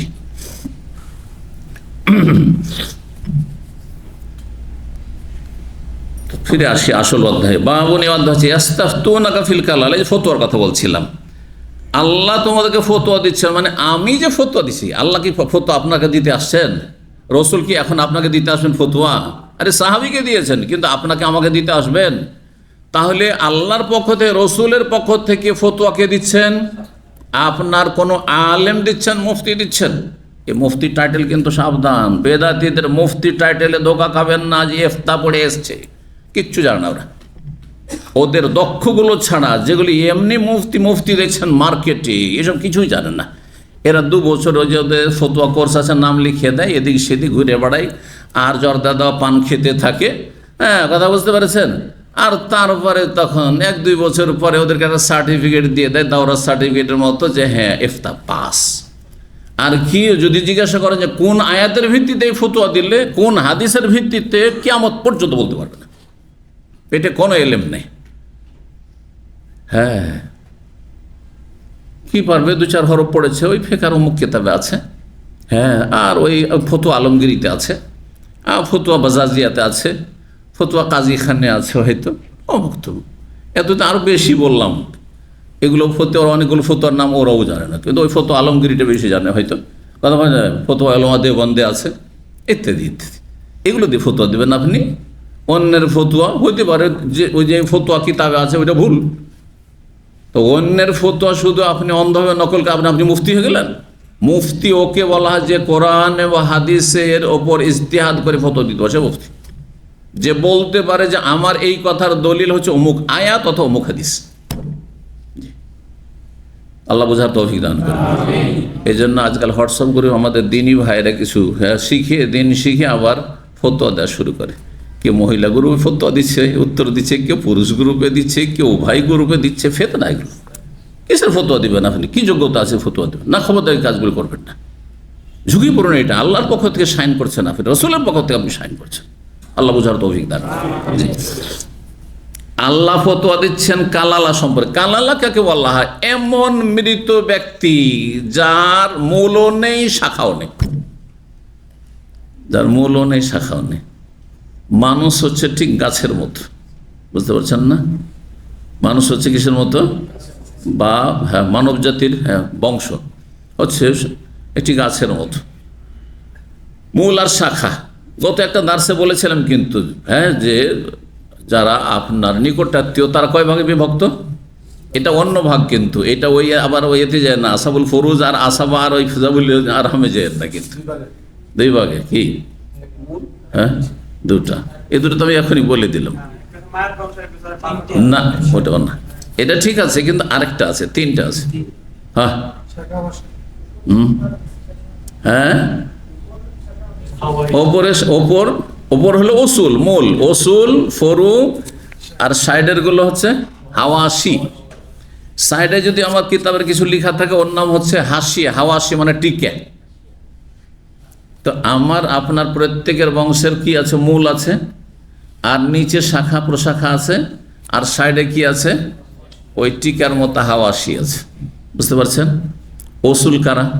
মূল, যাদের মাধ্যমে আপনি আমি দুনিয়ায় এসেছি, বাপ মা, দাদা দাদি, তারপরে ওদের বাপ মা ইত্যাদি, ওপরে যত গেল ছিল ওসুল। জি, আদম আলাইহিস সালাম পর্যন্ত। ফরু, ছেলে মেয়ে, ছেলে মেয়েদের ছেলে মেয়ে, ছেলে মেয়েদের ছেলে মেয়ে যত নিচে যাক, হ্যাঁ, এরা হচ্ছে সব ফরু। হ্যাঁ, কথা বোঝা গেছে? আর সাইডে যারা আছে কারা? ভাই বোন। হ্যাঁ, তারপরে হ্যাঁ, চাচাতো ভাই বোন। চাচাতো হলে তো চাচার মারফত আসছে, তাহলে চাচা কাকে বলতে হয়? আপনার চারপাশে আছে, অথবা আপনার বাবার পাশে, আপনার বাবার সাইডে হচ্ছে আপনার চাচা। চাচা এইভাবে। ভাতিজা, ভাতিজি, ভাই বোনের পরে ভাই বোন থেকে কারা এসছে? এরা সব সাইডের। এবার বুঝতে পারছেন না? তো কালালা কাকে বলা হয়? এমন ব্যক্তি মারা যাচ্ছে যেই ব্যক্তির ওপরেও কেউ নেই আর নিচেও কেউ নেই। তো তার জমি জায়গা ধন সম্পদ কাকে দিবেন? হ্যাঁ, এবার বুঝতে পেরেছেন? মানে বাপ মাও নেই, দাদাও নেই, আর নিচের ছেলে মেয়েও নেই। হ্যাঁ, ছেলে মেয়েও নেই। হ্যাঁ, কে আছে? হ্যাঁ, ভাই বোন আছে। হ্যাঁ, ভাই বোন আছে, বা ভাই বোনের পরে যারা দূরে হয় এরা আছে, সাইডের গুলো আছে। এ হচ্ছে কালালা ব্যক্তি, এমন মৃত ব্যক্তি মাল্লা ওয়ারিস লাহু। হ্যাঁ, মিনাল উসুল ওয়াল ফুরু, উসুলও নেই, ফুরু নেই, ওপরেও নেই, নিচেও নেই। আল্লাহ ব্যাখ্যা করে দিচ্ছেন, বলছে ইনিমন হালাকা, কোন ব্যক্তি যদি, হালাকা মানে কি? হালাক হয়ে যায়। আচ্ছা, বাংলা ভাষাতে হালাক হওয়া কাকে বলে? হালাক হওয়া কাকে বলে? ধ্বংস হওয়া। একটা লোক মারা গেছে, আর যদি অমুক হালাক হয়ে গেছে, তাহলে এত আক্রোশ আপনার, এত দুশ্মনী ওর সাথে যে হালাক হয়ে গেছে, বললেন? বলবে না? তাহলে বাংলার পরিভাষায় কিন্তু হালাক শব্দের প্রয়োগ সীমিত ক্ষেত্রে হচ্ছে। মানে যদি খারাপ অবস্থায় কেউ মারা যায় তাহলে সে কি হয়েছে? সে কাফের ছিল, সে জালেম ছিল, সে কুখ্যাত ছিল, দিন দুনিয়ার ক্ষেত্রে আমাদের যেন ক্ষতিকর ছিল, তখন বলে অমুক হালাক হয়েছে, ঠিক না? কিন্তু মতকে তো হালাক বলি না, তাই না? কিন্তু কোরআনে কারিমে একাধিক জায়গায় মরণকে কি বলা হয়েছে? হালাক বলা হয়েছে। নিবেন আয়াত, এটি একটি। ইনিমরুন হালাকা, কোনো ব্যক্তি যদি মারা যায়, হালাকা মানে মাতা, হালাকা মানে মাতা, মারা। ইউসুফ আলাইহিস সালাম, এখানে তো মানে যে কোনো মানুষ ভালো হইতে পারে, মন্দ হইতে পারে, কিন্তু ইউসুফ আলাইহিস সালাম নবী, আপন জামানা সবচেয়ে শ্রেষ্ঠ ব্যক্তি। আল্লাহ বলছেন হাত্তা ইজা হালাকা, যখন ইউসুফ আলাইহিস সালামকে জাতি এত ভালোবাসতো, মানুষ যখন বেঁচে থাকে মূল্যবান ব্যক্তি, তখন তার মূল্যায়ন করে না মানুষ। এমনকি ছেলে মেয়েরা অনেক সময় মূল্যায়ন করে না, যে আমার বাবা এত বড় একটা গুরুত্বপূর্ণ ব্যক্তি ছিলেন, আর এত এহসান তার রয়েছে বা যোগ্যতা রয়েছে ইত্যাদি, মূল্যায়ন করেন না কাছের লোকেরা, দূরের লোকেরাও করে না, ঠিক না? এই ইসলামী সেন্টার দার্সের আশেপাশের লোকেরা মূল্যায়ন করে না, কিন্তু ইল্লা মাশাআল্লাহ অল্প লোক, যদি হাত উঠাইতে বলি তো অল্প লোক হাত উঠাবে যারা আশেপাশের লোক আছেন, এই মার্কেট এরিয়ার লোক আছেন। অধিকাংশ লোক অনেক দূর থেকে আসে, মাশাআল্লাহ, খবর থেকে কত জায়গাতে আসছে, ঠিক না? আর বাইরে তো অনলাইনে যারা শুনছে তাদের সংখ্যা তো মানে যারা সরাসরি আসে তাদের সাথে অনেক বেশি, আলহামদুলিল্লাহ রাব্বিল আলামিন। তো মানুষ কাছের নিয়ামতের মূল্যায়ন করে না, কাছের নিয়ামতের কি করে না? মূল্যায়ন করে না। কিন্তু ওই নিয়ামত যখন চলে যায় তখন হাড়ে টের পায়। আপনার স্ত্রী আপনি মূল্যায়ন করেন না, কত যে কাজে আসছিল, যেই দিন মারা যাবে আর তারপরে আপনার সংসারের সব কিছু আপনাকে করতে হবে, আপনার ছেলে মেয়ের দেখাশোনা থেকে শুরু করি আপনার নিজের খেদমত করা আর বাড়ির খেদমত করা, ঘরের বাইরে সমস্ত কাজ সামলানো, তখন বুঝতে পারবেন যে স্ত্রী কত বড় নিয়ামত ছিল। অধিকাংশ পুরুষরা বুঝেন না, অযোগ্য। এই ক্ষেত্রে আমরা অযোগ্য যদি না বুঝি এই বিষয়টি। এইরকমই স্ত্রী বুঝে না। অধিকাংশ মহিলারা স্বামীর মূল্যায়নই করে না, স্বামী না স্বামী। হ্যাঁ, যাও, আমি এই যে ফেসবুক নিয়ে আছি, এই যে আমার অনলাইন একটা ক্লাস চলছে, আরে ক্লাস নফল কাজ করছে, আর স্বামী বাইরে থেকে এসছে, ঠান্ডা একটু পানি দিতে হবে, বলছে যাও পানি আছে খেয়ে নাও। আজকালকার অধিকাংশ মহিলা এরকম। আর যেগুলো একটু বলা হচ্ছে যে একটু প্র্যাকটিসিং মহিলা হয়েছে আজকাল, তাদের অবস্থা অধিকাংশ এরকম, নাউজুবিল্লাহ। বড়ই নিন্দনীয় বিষয়টি, দুঃখজনক বিষয়। ফরজ বাদ দিয়ে নফল নিয়ে পড়ে আছে, মানে আমি তো ইসলামিক অনলাইনে ক্লাস করছি। কে আপনার ক্লাস করতে বলেছে? ক্লাস করা আপনার জন্য যদি ইসলামের মৌলিক বিষয়গুলি না জানা থাকে, যেটা দিয়ে আপনার আল্লাহর ইবাদত, তাহলে ফরজ। হ্যাঁ, তারপর এই সময় ফরজ নাই, স্বামী এসছে এখন আর কোনো ফরজ নেই, এটি ফরজ। হ্যাঁ, স্বামীর কি লাগবে? হাজির থাকো। কথা বোঝা গেছে না? এইরকম বাবা মায়ের ক্ষেত্রে, ওইরকম ছেলে মেয়ের ক্ষেত্রে মূল্যায়ন করে না। অনেক বাবা মা আছে ছেলে মেয়ের মূল্যায়ন করে না, কিন্তু ওই ছেলে মেয়ে যদি জীবদ্দশায় হারিয়ে যায়, আর সেই ছেলে মেয়ে তার জন্য যে বড় নিয়ামত ছিল, কত কাজে আসছিল, তখন বুঝতে পারে এখন আমাকে একটা পানীয় যদি কিনতে হয় তাহলে আমাকে নিজে নিয়ে আসতে হবে। তখন বুঝতে পারছেন ঠেলাটা, বুঝতে পারছেন না? কাদরের নেয়ামত বাদা জওয়াল, উর্দুতে আছে একটি প্রবাদ, নিয়ামতের কদর মূল্যায়ন কখন হয়? জওয়ালের পরে। ইউসুফ আলাইহিস সালাম যখন দুনিয়া থেকে চলে গেলেন, তখন এত তার যারা ঘনিষ্ঠ ব্যক্তিরা সেই সময়ের ছিলেন, তারা এত ভেঙে পড়লেন, হাত্তা ইজা হালাকা, তিনি যখন মারা গেলেন। নবী সম্পর্কে আল্লাহ বলছেন হালাকা, তাহলে হালাকা মানে শুধু ধ্বংস না, বুঝছেন না? যখন মারা গেলেন, এখান থেকে বোঝা গেল যে নবীরাও মারা যান না, মারা যায় না, এমনি আল্লাহ হালাকা বলে দিলেন। আল্লাহ বলছেন নবী ইউসুফ আলাইহিস সালাম হালাকা, মারা গেছেন, আপনি বলে হায়াতুন নবী না? আপনার ধর্মটা কি তাহলে আল্লাহর ধর্ম হইল? আপনার দিন, যেই দিন দিয়ে আপনি জান্নাতে যেতে চান, সেটা দিয়ে আপনি জান্নাত যেতে পারবেন না। কোরআনে যেই দিন ধর্ম রয়েছে, নবীরা মারা গেছেন, সেটা দিয়ে জান্নাতে যাবেন? বলেন তো দেখি, কখনো জান্নাত যেতে পারবেন আপনার মন গড়া ধর্ম দিয়ে, মানব রচিত ধর্ম দিয়ে? ভালো করে বোঝার চেষ্টা করবেন। এই বাঙালি সমাজে অনেকেই নামাজে ত্রুটি নেই, দাড়িতে ত্রুটি নেই, হ্যাঁ, আমলে ত্রুটি নেই, জিকির আজকার নফলে ত্রুটি নেই, কিন্তু আকীদাতে এত বড় শিরকি আকীদা যে হায়াতুন নবী, জাহিল কিছু বুঝে না, নবী বেঁচে আছেন না। আচ্ছা, এখানে তো না ইউসুফ আলাইহিসসালামের কথা বলা হয়েছে, আমাদের নবী হায়াতুন নবী। আরে ওদের বেরোবের কিতাব আছে, বেদাতীদের কিতাব আছে, সব নবী নাকি বেঁচে আছে, কথা বলছেন না? তাহলে ওদের আকীদা শুধু শেষ নবী সম্পর্কে নয়। দুটি আয়াত হইল। 3 নম্বর আয়াত শোনেন, সমস্ত মানুষ যাতে শেষ নবী মুহাম্মদ সাল্লাল্লাহু আলাইহি ওয়াসাল্লাম শামিল। আল্লাহ ছাড়া যত কিছু পৃথিবীতে যে কেউ আছে, কুল্লু শাইইন, এ আয়াতটি কে পড়ে দিবে? কুল্লু শাইইন, হ্যাঁ লিখুন, কে পড়লে একটু হাত উঠিয়ে, হ্যাঁ এখানে, আর এরিও তো হাত উঠবে। কুল্লু শাইইন হালিকুন, প্রত্যেকটি বস্তু, আর বস্তু বলতে শুধু বস্তু নয়, মানে আল্লাহ ছাড়া যা কিছু আছে সবকে সেই বলা হয়। প্রত্যেক বস্তু, প্রত্যেক ব্যক্তি, হ্যাঁ প্রত্যেক বিষয়, সবকে শামিল। কুল্লু শাইইন হালিক, প্রতিটি বস্তু, প্রতিটি ব্যক্তি, হ্যাঁ প্রতিটি সব কিছু সৃষ্টি, হালিকুন মানে ধ্বংসশীল, পতন হবে, একসময় ছিল না, এসেছে, আবার চলে যাবে, মারা যাবে, শেষ হয়ে যাবে। ইল্লা, একমাত্র, হ্যাঁ কিন্তু কি, ওয়াজহু, আল্লাহ রাব্বুল আলামিন, এবং আল্লাহ রাব্বুল চেহারা।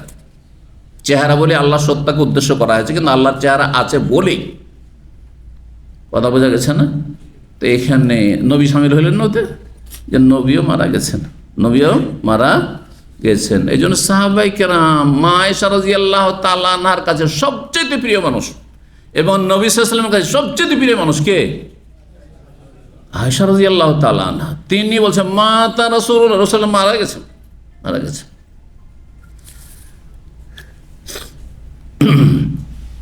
তো বললি এখানে তাহলে 3টি আয়াত কিন্তু কোরআনে দেখালাম, যেগুলোতে হালাক কি অর্থে ব্যবহার হয়েছে? ধ্বংসের অর্থ না, কিসের অর্থে? মরণের অর্থে। কোন ব্যক্তি যদি মারা যায়, নিমরুন হালাকা লাইসা লাহু ওয়ালাদ, তার ওয়ালাদ নেই, মানে ছেলে মেয়েও নেই। ওয়ালাহু উখতুন, ছেলে মেয়ে নেই, তো বাপ মা এখানে সংক্ষেপ করা হয়েছে, বাপ মাও নেই, ওপরেও নেই, নিচেও নেই, এটা হচ্ছে উদ্দেশ্য। ওয়ালাহু উখতুন, কিন্তু তার বোন আছে, এক বোন রয়েছে। এক বোন যদি থাকে, ফালাহা নিসফু মা তারাক, তাহলে মৃত ব্যক্তি যা ছেড়ে গেছেন পরিত্যক্ত ধন থেকে কত পাবে? নিসফ। নিসফ মানে, আচ্ছা নিসফ আমি বলছি, আর আপনারা কি বলেন? নুস। এর নুস কোনো ভাষা নয়, এসব আমাদের দেশের গেঁয়ো ভাষা যেমন বলি না, তো ওইরকম আরবদের গেঁয়ো ভাষা, গেঁয়ো ভাষা শিখবেন না, হ্যাঁ বুঝছেন না? নোস কোনো জিনিস নাই, নিস নুন সাদ ফা, ওহুয়া ইয়ারিসুহা ইন লাম ইয়াকুন লাহা ওয়ালাদ, আর ওই ব্যক্তি ওয়ারিস হবে বোনের। আচ্ছা ধরেন বোন আগে মারা গেল, বোন আছে, আর কি আছে? ভাই আছে। বোন মারা গেল তো ভাই আছে, তাহলে ভাই ওয়ারিস হবে বোনের। ইন লাম ইয়াকুন লাহা ওয়ালাদ, ওই বোনের যদি ছেলে মেয়ে না থাকে, বোনেরও ছেলে মেয়ে নেই, তাহলে ভাই পেয়ে যাবে, একে অপর পাবে। ফাইন কানাত আসনাতাইন, 2 বোন যদি থাকে, যেই লোক মারা গেছে তার ওপরে কেউ নেই, নিচেও কেউ নেই, আর কি আছে? 2 বোন আছে। কত ভাবে বললাম? একটু আগে কি বললাম? মেয়েদের ক্ষেত্রে 2/3 বলেছি, বোনদের ক্ষেত্রে ওই রকমই 2/3। এইখানে মেয়ে আর বোনে কিন্তু হ্যাঁ কি রয়েছে? মিল রয়েছে। বলছেন ফালাহুমা সুলুসান, তার ওই 2 বোন পেয়ে যাবে 2/3 মিম্মা তারাক, মাইয়াতের মৃত ব্যক্তি পরিত্যক্ত ধন সম্পদে। ওয়াইন কানু ইখওয়াতান রিজালান ওয়া নিসান, তৃতীয় অবস্থা। তাহলে অবস্থা হচ্ছে 3টি, বোনের বা বোনদের অবস্থা হচ্ছে কয়টি? 3টি। একটি হচ্ছে এক বোন থাকলে হ্যাঁ অর্ধেক, 2 বোন বা তার বেশি যদি থাকে 2/3। হ্যাঁ, আর যদি ভাই বোন 2 রকমের থাকে, একজন লোক মারা গেল, তার বাপ মা ওপরে কেউ নেই, আর নিচের ছেলে মেয়ে, এদিকে নিচেও কেউ নেই, আর কি আছে? ভাই বোন আছে। তাহলে কি হবে? ভাগ, ভাই দ্বিগুণ পাবে বোনের তুলনায়। তৃতীয় অবস্থাটি বর্ণনা করছেন আল্লাহ বলছেন ওয়াইন কানু ইখওয়াতান রিজালান ওয়া নিসান, আর যদি মৃত ব্যক্তির ভাই বোন থাকে, রিজালান ওয়া নিসান মানে নর নারী 2 রকমই, অর্থাৎ ভাই বোন উভয় থাকে, ফালিযাকারি মিসলু হাযিল উনসাইন, তাহলে যে ভাই রয়েছে তার জন্য কি রয়েছে? বনের দ্বিগুণ রয়েছে। ইউবাইয়িনুল্লাহু লাকুম, আল্লাহ এই সব বিষয়গুলি বিশদভাবে বর্ণনা করছেন তোমাদের উদ্দেশ্যে, আনতাজিল্লু, যাতে করে তোমরা বিভ্রান্ত না হয়ে যাও। আনতাজিল্লু মানে লে আল্লাহ আনতাজিল্লু বা মাখাফাত আনতাজিল্লু, এখানে উজ্জ্ব রয়েছে। যারা আরবি গ্রামার বোঝেন তাদের জন্য বলছি কথাটি। আল্লাহু বিকুল্লি শাইইন আলিম, আল্লাহ সবকিছু সম্পর্কে সর্বজ্ঞ, সবকিছু জানেন। যে কাকে কত দিলে ন্যায় বিচার হবে আল্লাহ বেশি জানছেন। মানুষ বলে না না না না, এখানে বন্ধের একটু কম দেওয়া হয়ে গেল, এখানে স্ত্রীকে কেন কম দেওয়া হবে, স্বামী কেন বেশি পাবে? আরে আল্লাহ বেশি জানছেন।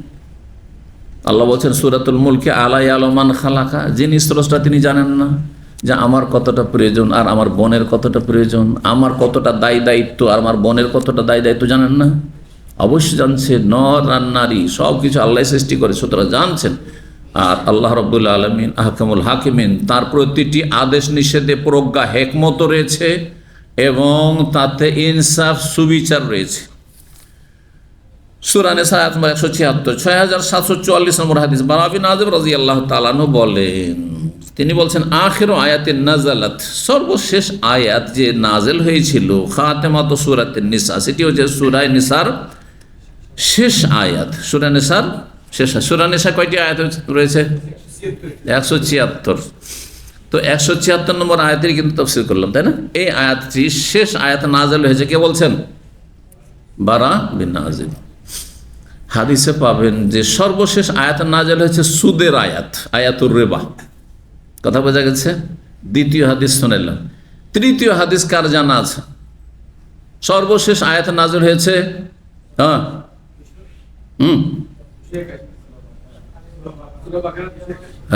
জি, ওয়াত্তাকু ইয়াওমান তুরজাউনা ফীহি ইলাল্লাহ সুম্মা তুওয়াফা কুল্লু নাফসিন মা কাসাবাত ওয়া হুম লা ইউযলামুন। শেষ আয়াত নাযিল হয়েছে আরেকটি হাদিস, আলিয়াউমা আকমালতু লাকুম দীনাকুম ওয়া আতমামতু আলাইকুম নি'মাতি ওয়া রাদিতু লাকুমুল ইসলাম দীনা। তো এরকম মেলা হাদিস আছে। তো সমন্বয় করবেন কি করে? না একটা মানবেন আর বাকিগুলোকে ছেড়ে দেবেন? সমন্বয় করা বুঝেন তো? কম্বাইন্ড করা, সমন্বয় করতে হয়। এই ক্ষেত্রে ওলামারা সমন্বয় করেছেন যে এই আয়াতগুলি, এই আয়াতটি সর্বশেষ আয়াত নয়, বরং উদ্দেশ্য যে যেমনটা জানে বর্ণনা করেছে। প্রথম কথা তো বারা বিন আযিব তিনি দেখেছেন যে শেষ দিকে এই আয়াতটি নাযিল হয়েছে, তারপরে আর কোনো কিছু তিনি প্রত্যক্ষ করেননি, তার সামনে আর ঘটেনি হয়তো, এই জন্য তিনি এভাবে বর্ণনা করেছেন। এটি একটি ব্যাখ্যা। আর একটি ব্যাখ্যা হচ্ছে যেই আয়াতগুলি একেবারে শেষ জামানায় নবী সাল্লাল্লাহু আলাইহি ওয়াসাল্লামের জীবনের নাযিল হয়েছে, তার অন্যতম এটি আয়াত। আরেকটি আয়াত হচ্ছে আলিয়াউমা আকমালতু লাকুম। আরেকটি এমনকি সূরা ইযা জা নাসরুল্লাহ শেষ দিকে নাযিল হয়েছে। তারপরে সুদের আয়াতগুলি, সুদের মাসলা মাসাইলগুলি, এই আয়াতগুলি শেষ দিকে নাযিল হয়েছে, শেষ দিকে নাযিল হয়েছে। এই আয়াতগুলি একটি শুধু না, কিন্তু তারপরও তো সর্বশেষ একটি আয়াত আছে। তো গবেষণা তাহকিকে দেখা গেছে সর্বশেষ আয়াত হচ্ছে সূরা বাকারার যে আয়াতটি একটু আগে বলবো, ওয়াত্তাকু ইয়াওমান তুরজাউনা ফীহি ইলাল্লাহ, সেই দিনকে ভয় করো যেই দিন আল্লাহর কাছে সবাইকে ফিরে যেতে হবে। আপনাকেও ফিরে যেতে হবে, আমাকেও ফিরে যেতে হবে, সবাইকে ফিরে যেতে হবে। যারা চলে গেছে তারা চলে গেছে। আপনি আমি যেন না ভাবি এই কথা যে যারা যাচ্ছে তারাই যাচ্ছে, আমি মনে হয় অনেক দিন থাকবো। হতে পারে যে লাইন সিরিয়াল কাছে চলে এসছে। আল্লাহ যেন আমাদেরকে তওবা করে সবসময় ভালো মানুষ হয়ে থাকার তৌফিক দান করেন। এই আয়াত নাযিল হয়েছিল শেষ দিকে, ইস্তাফতুনাকা কুলিল্লাহু ইফতিকুম কালালা, কালালা সম্পর্কীয় আয়াত। 15 নম্বর অধ্যায় বলছে বাবুন, এই অধ্যায় হচ্ছে ইবনাই আম্মিন আহাদুহুম আখুন লিল উম্মি ওয়াল আখারু যাওজুন। এখন আরেকটি মাসলা চলে আসলো। অধ্যায় হচ্ছে যে দুইজন লোক রয়েছে, দুইজন চাচাতো, মৃত ব্যক্তির ইবনাই আম মানে চাচার দুই ছেলে। চাচার দুই ছেলেকে আমরা কি বলি? চাচাতো ভাই। তার মানে চাচাতো ভাই রয়েছে মাইয়াতের দুইজন, তার একজন আবার একজনের সাথে আরেকটা সম্পর্ক রয়েছে, আরেকজনের সাথে আরেকটি সম্পর্ক রয়েছে। চাচাতো ভাই হওয়ার দিক থেকে তো সমান, তাই না? আত্মীয়তার ক্ষেত্রে এও চাচাতো ভাই, এও চাচাতো ভাই, এদিক থেকে সমান না? যদি জমি জায়গা ভাগ পায় তো সমান সমান পাওয়া চাই, কিন্তু আর একটা সম্পর্ক এখানে অ্যাড হয়ে যাচ্ছে, এর সাথে একটি সম্পর্ক রিলেশন আর এর সাথে আর একটি রিলেশন, যার ফলে দুই চাচাতো ভাইয়ের জমি জায়গা ধন সম্পদের ভাগ বন্টনে পার্থক্য হয়ে যাচ্ছে। মজার মশলা। এও চাচাতো ভাই, সেও চাচাতো ভাই, কিন্তু কেউ বেশি পাচ্ছে কেউ কম পাচ্ছে। দেখুন বলছেন যে দুই চাচাতো ভাই রয়েছে মাইয়াতের, কিন্তু একজন হচ্ছে আখুল লিল হ্যাঁ, মা শরিক ভাই। মা শরিক ভাইকে বাংলা কি বলা হয়? হ্যাঁ, বই মাতৃয়, মা শরিক, হ্যাঁ বই, বই পিতৃয়, বাবা দুটো, বই মানে কি না, তাই না? বই পিতৃয়, বাবা দুই, মায়ের শরিক, বাপের শরিক নয়। বুঝতে পারলেন না? আমি যে অর্থটা করলাম খুব সহজ ভাষায় করলাম, এটা উর্দুতে করা হয় বা সহজ বাংলায় করা হয়, মায়ের শরিক ভাই। কথা বুঝতে পেরেছেন? আরবিতে কিন্তু তর্জমা ওইটি শাব্দিক অর্থ। আল আখ কি লিল মানে মায়ের দিক থেকে ভাই, বাপের দিক থেকে ভাই না। কথা বোঝা গেছে? তো মায়ের দিক থেকে ভাই হলো, তাহলে পিতা কয়জন হইল? দুইজনের দুইজন হইল, তাই না? এটাকে বলা হয় বৈপিত্রীয় ভাই। ভাই তিন রকমের, বরং চার রকমের। ভাই হচ্ছে কয় রকমের? চার রকম। দেখি, আমি তো বলেই দিলাম চার রকম। দেখি আপনারা বলেন তো। হ্যাঁ, যে বলবে হাত তুলেন, আগে হাত তুলেন। আপন ভাই, সৎ ভাই, বৈপিত্র, তারপরে হ্যাঁ, তো বই মাতৃটা তো সৎ হইল। আপন ভাই, হ্যাঁ, আলাখুক শাকিক। তারপরে 2 নম্বরে সিরিয়াল হচ্ছে হ্যাঁ বই মাতৃয় মানে সৎ ভাই। 3 নম্বরে হচ্ছে বই পিতৃ আখলে তারপরে দুধ ভাই হাসান আখো মেনা রদা, তাই না? বলে তাহলে দিনী ভাই কোথায় গেলাম? তাহলে আর একটা নেন, তাহলে কয়টা হয়ে গেল? হ্যাঁ,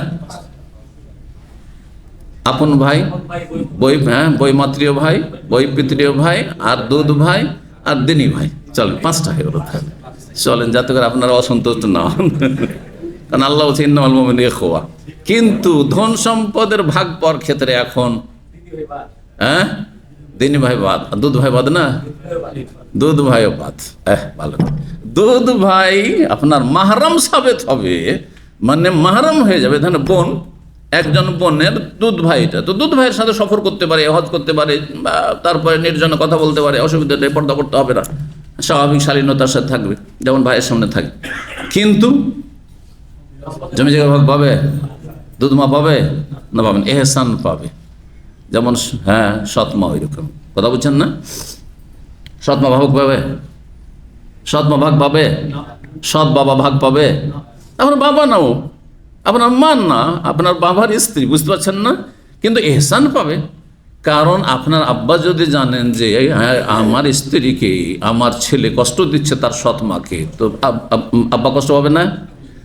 বাবাকে কষ্ট দেওয়া কবিরা গুনাহ, জাহান্নামে যাওয়ার কাজ। এই জন্য অবশ্যই সদাচরণ সৎ মায়ের সাথে ফরজ, কিন্তু নিজের মায়ের মতো হ্যাঁ আপনি করবেন, এটা মোটেই জায়েজ নয়। যেমন শাশুড়ি, অনেকে ঘর জামাই হয়েছেন, এখন নিজের মাকে বুঝলে আপনার শাশুড়ি নিজের মা হয়ে গেছে, না, মোটেই না। কথা বলছেন না? একটু আগে বললাম না যে শ্বশুর শাশুড়ি ধন সম্পদ ভাগ পাবে? পাবে না।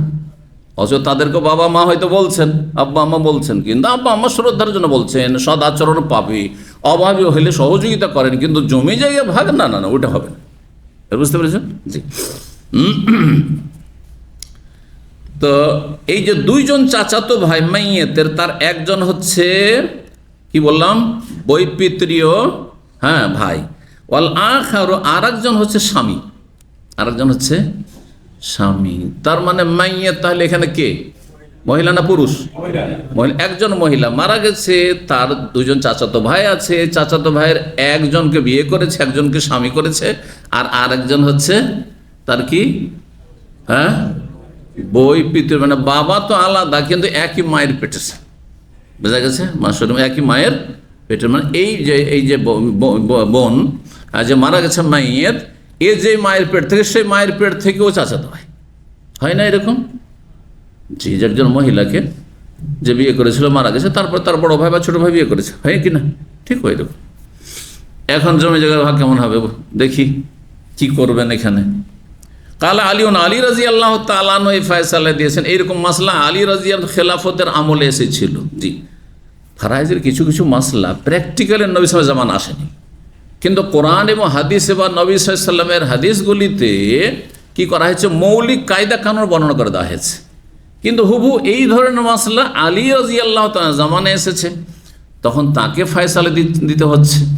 তো তিনি ফয়সালা দিচ্ছেন, বলছে লিস জাওজা নিসফ, এই যেই চাচাতো ভাই স্বামী সে অর্ধেক পাবে। এই মহিলার আর কাছের কেউ নেই, মানে যে ছেলে নেই, ছেলে মেয়ে নেই, তাহলে কত পাবে স্বামী? স্বামী যেই চাচাতো ভাই স্বামী তার সে অর্ধেক পেয়ে গেল। ওয়ালিল আখ মিনাল আর মা শরিক যে ভাই, মানে যেই চাচাতো ভাই তার কি বৈপিত্রীয় ভাই, বৈপিত্রীয় মানে একই মায়ের পেটে, দেখেন একই মায়ের পেট থেকে, কিন্তু সে পেয়ে গেল কত? ষষ্ঠাংশ। কত পার্থক্য হয়ে গেল! হ্যাঁ, চাচাতো ভাইয়ের দিক থেকে সমান, বরং একদিক থেকে আরো কাছের। হ্যাঁ, যে এ হচ্ছে কি একই মায়ের পেটের, তারপরও সে কত পেল? ষষ্ঠাংশ। কিন্তু যার সাথে বৈবাহিক সম্পর্ক স্বামী হয়েছে সে কত পেয়ে গেল? অর্ধেক পেয়ে গেল। কোথায় অর্ধেক? মানে 100 টাকায়, বা আমি এমন হিসাব করি যে সহজ বুঝতে, 60 টাকা ধরেন আছে, এই 60 টাকায় হ্যাঁ অর্ধেক কত হয়? 30 টাকা এক চাচাতো ভাই পেয়ে গেল স্বামী হিসাবে, আর হ্যাঁ মাত্র 10 টাকা পাচ্ছে কে? আর এক চাচাতো ভাই। কোথায় 30 আর কোথায় 10? এত কম বেশি হয়ে গেল, অথচ দুইজনই চাচাতো ভাই। তো ষষ্ঠাংশ হইল আর অর্ধেক হইল, ঠিক না? তাহলে 2/3 হয়েছে। তাহলে আরো 1/3 যে ধন সম্পদ থেকে যাচ্ছে, এটা কোথায় যাবে? অমা বাকি, আর যেটা অবশিষ্ট থাকবে, আলী রাদিয়াল্লাহু তাআলা আনহু ফারাইজ করলেন বাইনাহুমা নিসফান, তখন 50-50 করে দেবে, অর্ধেক অর্ধেক করে ভাগ করতে হবে। চাচাতো ভাই হিসাবে আসাবা, এই যে চাচাতো ভাই আসাবা, চাচা যেমন আসাবা তেমন চাচাতো ভাই আসাবা হিসাবে তখন অর্ধেক অর্ধেক ভাগ করবে। তাই 2/3 ভাগ করলে তখন কি হবে? আবার ষষ্ঠাংশ 1/6 করে ভাগ হবে। তো 1/6 অ্যাড হলো কার সাথে? যে ষষ্ঠাংশ পেয়েছিল, তো 1/6 মিলে 1/3, 3 ভাগের 1 ভাগ পেল। আর যে স্বামী চাচাতো ভাই ছিল তার সাথে অর্ধেকের সাথে ষষ্ঠাংশ যখন অ্যাড হলো, তখন কত পেয়ে গেল? 2/3 পেয়ে গেল। এখন খোলাসা, মুদ্রা কথা, সার কথা কি বেরোলো? যে দুই চাচাতো ভাই, দুটোই চাচাতো ভাই, একজন স্বামী আর একজন হচ্ছে মায়ের পেটের ভাই। হ্যাঁ, কিন্তু বাপ ভিন্ন, বৈপিত্রীয় ভাই। সেজন্য যে স্বামী সে কত পেল? 2/3 পেল। আর হ্যাঁ, আর যে এক মায়ের পেটের, হ্যাঁ, সে কত পেল? বৈপিত্রীয় ভাই, সে পেল 1/3 পেল। তাহলে 60 টাকাতে, হ্যাঁ 60 টাকাতে ভাগ দিলে খুব সহজ। 2/3 কত হয়ে যায়? 40 টাকা। 40 টাকা পেয়ে গেল ওই স্বামী, আর 20 টাকা মাত্র পেল কে? যে মায়ের পেটের ভাই, চাচাতো ভাই, কিন্তু এক মায়ের পেটের। আপনি বলছেন আমার মায়ের পেটের, আপনার যুক্তিতে মুক্তি খুঁজলে হবে। হ্যাঁ, কিন্তু আপনার স্বামী, কথা বোঝা গেছে না? স্বামী, যে তার হক বেশি এখানে। তাহলে এখান থেকে আরেকটা মশলা বোঝা গেল যে ধন সম্পদে ভাগ বন্টন যারা পায়, বা যেই আত্মীয়তার ভিত্তিতে, যে রিলেশন সম্পর্কের ভিত্তিতে পায়, তার মধ্যে একটি হচ্ছে বৈবাহিক সম্পর্ক, একটি হচ্ছে কি আলাকাতুল মুসাহারা, বৈবাহিক সম্পর্ক। যে স্বামী স্ত্রীর পাচ্ছে, স্ত্রী স্বামীর পাচ্ছে, ঠিক না? কিসের জন্য? বৈবাহিক সম্পর্ক। না তো ওই মেয়ের সাথে আপনার কি সম্পর্ক ছিল, বা ওই ছেলের সাথে কি সম্পর্ক এই মহিলার ছিল? কথা বুঝতে পেরেছেন? জি। 6775 নম্বর হাদিস বর্ণনা করছেন আবু হুরায়রা রাদিয়াল্লাহু তাআলা আনহু। তিনি বলেন, কালা রাসূলুল্লাহ সাল্লাল্লাহু আলাইহি ওয়াসাল্লাম, রাসূল বলেছেন, আনা আউলা বিল মুমিনিনা মিন আনফুসিহিম, আমি মুমিনদের তাদের চাইতে বেশি নিকটবর্তী, আমি তাদের সবচাইতে কাছের মানুষ। তারা নিজেকে নিজের যতটা আপন মনে করে, তার চাইতে বেশি আমি হচ্ছি তাদের আপন। নবী সাল্লাল্লাহু আলাইহি ওয়াসাল্লাম কত দয়ালু ছিলেন! আল্লাহ তাকে বিশ্বজাহানের জন্য কি বলছেন? রহমত বলেছেন। ওমা আরসালনাকা ইল্লা রাহমাতাল লিল আলামিন। আমি আমার জন্য যতটা মায়া করি, তার চাইতে বেশি আমার উপর মায়া কার আছে? আমার রাসূলের আছে সাল্লাল্লাহু আলাইহি ওয়াসাল্লাম। আমি যদি এতই মায়া করতাম, তাহলে আমার দ্বারা পাপ কি করা হয়, জাহান্নামে যাওয়ার কাজ কি করে করেছি? কিন্তু নবী সাল্লাল্লাহু আলাইহি ওয়াসাল্লামকে কষ্ট লাগে, যদি বেঁচে থাকতে জানতে পারতেন যে আমার দ্বারা পাপ হচ্ছে, যেই কারণে আমি আল্লাহ নাফরমানি করে আযাবের সম্মুখীন হব কবরে অথবা জাহান্নামে, নবীকে আমার চেয়ে বেশি কষ্ট লাগছে। কারণ আমি যদি সেই কষ্ট অনুভব করতাম, আমি গুনাহ করতাম না। বুঝতে পারছেন যুক্তিটি? জি হ্যাঁ। এই জন্য লাকাদ জাআকুম রাসূলুম মিন আনফুসিকুম আজিজুন আলাইহি মা আনিতুম, আল্লাহ বলছেন হে উম্মতের লোকেরা শোনো, তোমাদের সামান্য কষ্ট হইলে নবী অনেক কষ্ট পান। আল্লাহু আকবার। আজিজুন আলাইহি মানে শাক্কুন আলাইহি, নবীকে কষ্ট লাগে, মা আনিতুম তোমাদের কষ্টে। জি, দুনিয়ার কষ্ট চান না নবী সাল্লাল্লাহু আলাইহি ওয়াসাল্লাম, দিনের কষ্ট চান না। এই জন্য নবী সাল্লাল্লাহু আলাইহি ওয়াসাল্লামের কাছে দুনিয়ার কোনো অভাবী এসে চাইলে খালি হাতে ফিরে যেত না। আছে দিয়ে দাও, দিয়ে শেষ করো, সব দিয়ে শেষ।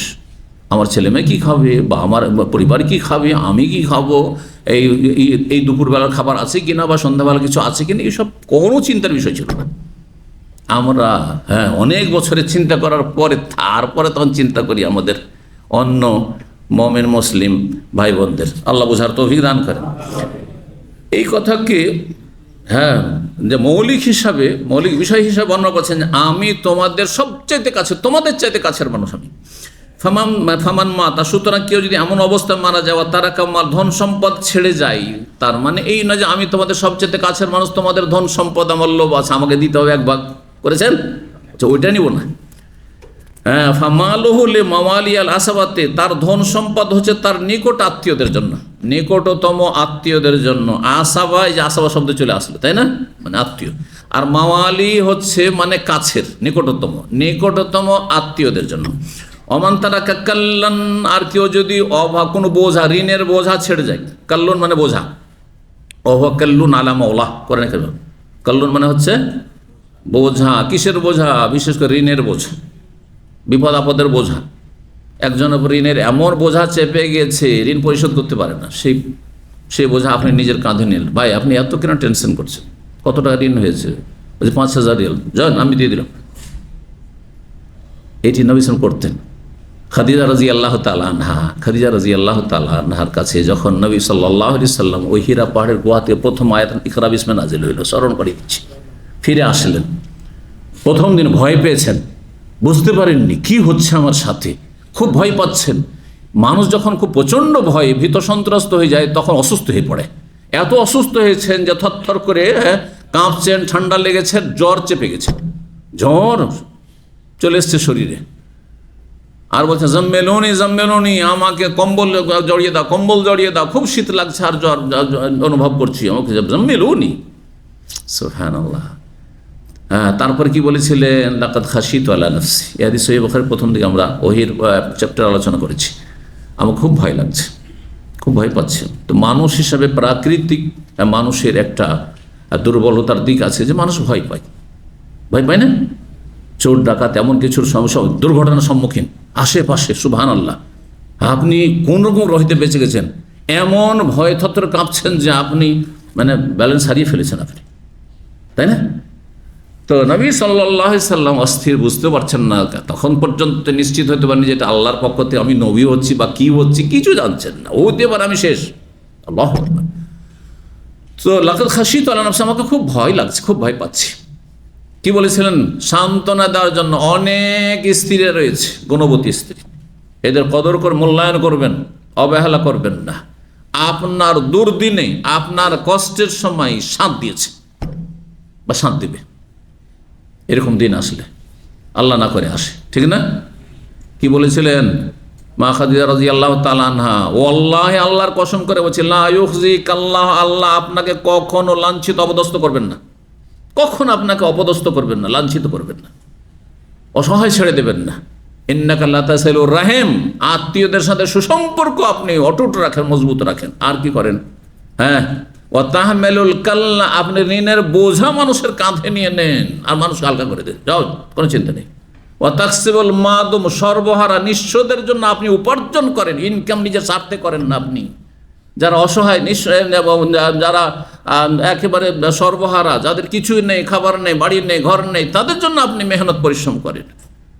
ও তুইনু আলা নওয়াইবিল হাক্কি, আর যে কোনো হকের ক্ষেত্রে আপনি সার্বিক সহযোগিতা করে থাকেন।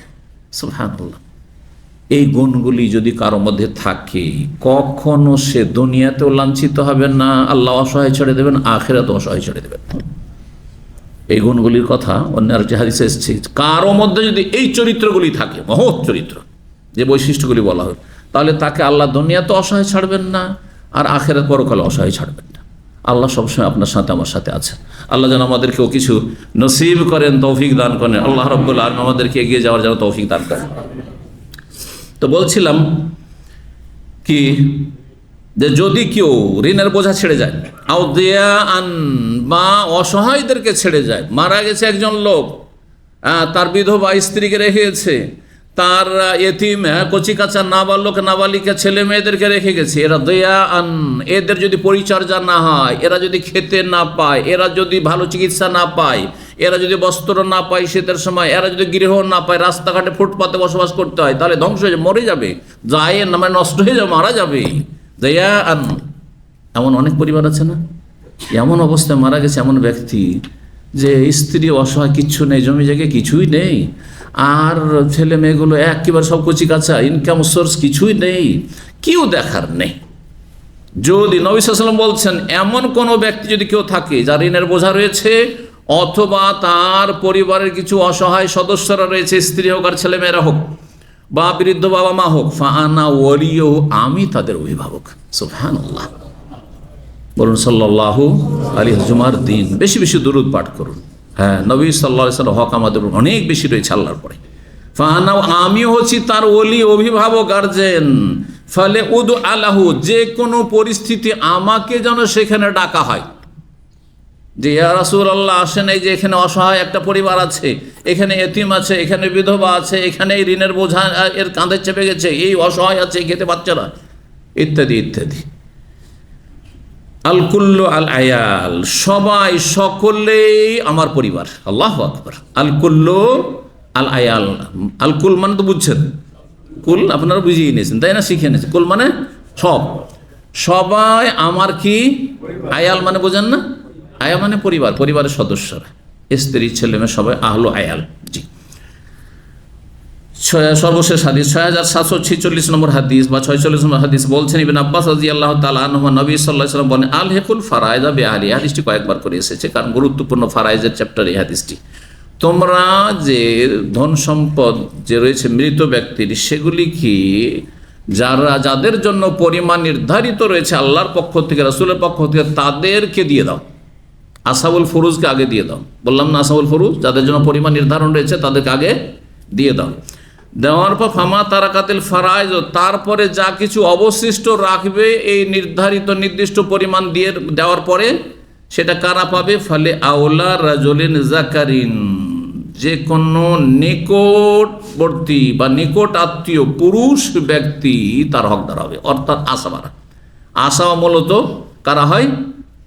পুরুষরা হয়, সরাসরি আসাবা। আর মেয়েরা, যেমন বোন এখানে আসাবা করলাম, কিন্তু মেয়ের সাথে, একা নয়। একা যদি বোন থাকে তাহলে অর্ধেক পাবে, আর না হলে 2/3 বা বেশি যদি একাধিক হয়, দেখেন সব নিতে পারছে না, কিন্তু মেয়ের সাথে হে শুধু আসাবা। কিন্তু পুরুষ একজন, একটু আগে উদাহরণ দিলাম না শুরুতেই, একজন লোক মারা গেছে, বাবা আছে আর কেউ নেই, ধন সম্পদ কি হবে? সব বাবা নেবে, আর কেউ নিতে পারবে না। জি, এইরকম। ছেলে আছে, একটাই শুধু ছেলে, সব নিতে পারবে। এখানে আজকের আলোচনা শেষ করছি। এখান থেকে বুঝতে পারলেন তাহলে যে প্রথম আলহিকুল ফারায়েজ বিআহলি, এরা হচ্ছে আসহাবুল ফুরুজ, যাদের জন্য পরিমাণ নির্ধারিত। আর ফলে আওলা রাজুলিন জাকারিন, এরা হচ্ছে আসাবা, দ্বিতীয় শ্রেণীর লোক। আর তৃতীয় শ্রেণীর লোক বাবু জাবিল আরহাম, তারপর অধ্যায় আসছে, কথা বেশি হতে আমরা এই জাবিল আরহাম তৃতীয় শ্রেণীর নিকট আত্মীয়রা পাবে না, এখানে আমরা পৌঁছিতে পারলাম না। তবে একটা কথা বলে রাখি, কারণ সামনের 10টি হবে, সেখানে হয়তো আপনারা তো থাকতে পারবেন না, অনেকে যারা হয়তো অন্য দিনে আসতে পারেন না সপ্তাহের ভেতরে। জাবিল আরহাম অর্থাৎ এমন নিকট আত্মীয় যাদের জন্য পরিমাণ নির্ধারণ নেই, আর তারা সব কিছু নিতে পারবে এইরকমও নয়, কিন্তু আত্মীয়। উদাহরণ দিয়েছিলাম, যেমন নানার সম্পদে কারা? মেয়ের ছেলেরা, যে মেয়ের ঘরের নাতিরা, মানে নাতিনরা, এইরকম মামা, এইরকম ফুফু, এইরকম খালা, কথা বোঝা গেছে না? জি, এরা পাবে না। একদল ফোকাহা কেরাম, যেমন ইমাম মালিক, শাফি, এরা বলছেন যে না, পাবে না, এরা পাবে না। এই তৃতীয় শ্রেণী যারা জাবিল আরহাম, তারা ভাগ পাবে না। এরা পরে সদাচরণ পাবে, এদের জন্য আপনি ওসিয়ত করেন, এদেরকে কিছু দেন এমনি, কিন্তু জমি জায়গা ধন সম্পদের ওয়ারিসের ভাগ পাবে না। কিন্তু হানাফি মযহাব আরও অনেক সাহাবাই কেরামগণ তাবেঈন তারা বলেছেন যে যদি কিছু অবশিষ্ট থেকে যায়, আসবাদ নেই আর আসাউল ফরুজ নেওয়ার পরে অবশিষ্ট থেকে যায়, তাহলে তারা পাবে। যারা বলছে পাবেন না তারা কাকে দিতে বলছেন? তাদের কাছে একটি মাসলা রয়েছে, রদ্দের মাসলা। কিসের মাসলা? রদ মানে আবার ফেরত করে দেওয়া। তাহলে কারো দুটো তিনটে মেয়ে আছে অথবা মা আছে, বুঝতে পারছেন না? মা আছে, মা তো সব নিতে পারে না, বুঝতে পারছেন না? মা আছে, এই ধরনের যারা আছে যাদের জন্য পরিমাণ নির্ধারণ আছে, আর দূরের ধরুন মা আছে আর খালা আছে, এবার বুঝতে পারছেন? মা আছে আর খালা, মা আছে আর ফুফু আছে, মা আছে আর আপনার নাতিন আছে, মেয়ের ঘরে নাতিন আছে, তাহলে তারা বলছে রদ করতে হবে, মানে মাকে ডবল দিতে হবে। এক তো মা পেলো যতটা ভাগ পেলো, 3 ভাগের 1 ভাগ, কোনো অবস্থায় 6 ভাগে 1 ভাগ, তো 3 ভাগের 1 ভাগ পেলো, আর বাকিটা ওকে ফেরত করতে হবে। এই মাসলা রদ্দের একটি চ্যাপ্টার সেখানে রয়েছে। তো যাই হোক, বেশ কিছু ফুকাহায়ে কেরামদের কাছে জাবিল আরহাম যারা নিকটাত্মীয় তারা ধন সম্পদে ভাগ পাবে ইনশাআল্লাহ। আগামী দর্শে সেটি আলোচনায় চলে আসবে। জাযাকুমুল্লাহ খায়র। আল্লাহ রাব্বুল আলামিন আপনাদের দিন দুনিয়ার সার্বিক কল্যাণ দান করেন, বালা মুসিবত থেকে আল্লাহ হেফাজতে রাখেন, এবং আল্লাহ আপনার রিজিকে বরকত দান করেন, সমস্ত অনিষ্ট থেকে আল্লাহ হেফাজতে রাখেন, জান্নাতের পথে রাখেন। রব্বানা আতিনা ফিদ দুনিয়া হাসানা ওয়া ফিল আখিরাতি হাসানা ওয়া কিনা আযাবান নার। ওয়া সাল্লাল্লাহু আলা সাইয়্যিদিনা মুহাম্মদ ওয়া আলা আলিহি ওয়া সাহবিহি আজমাইন।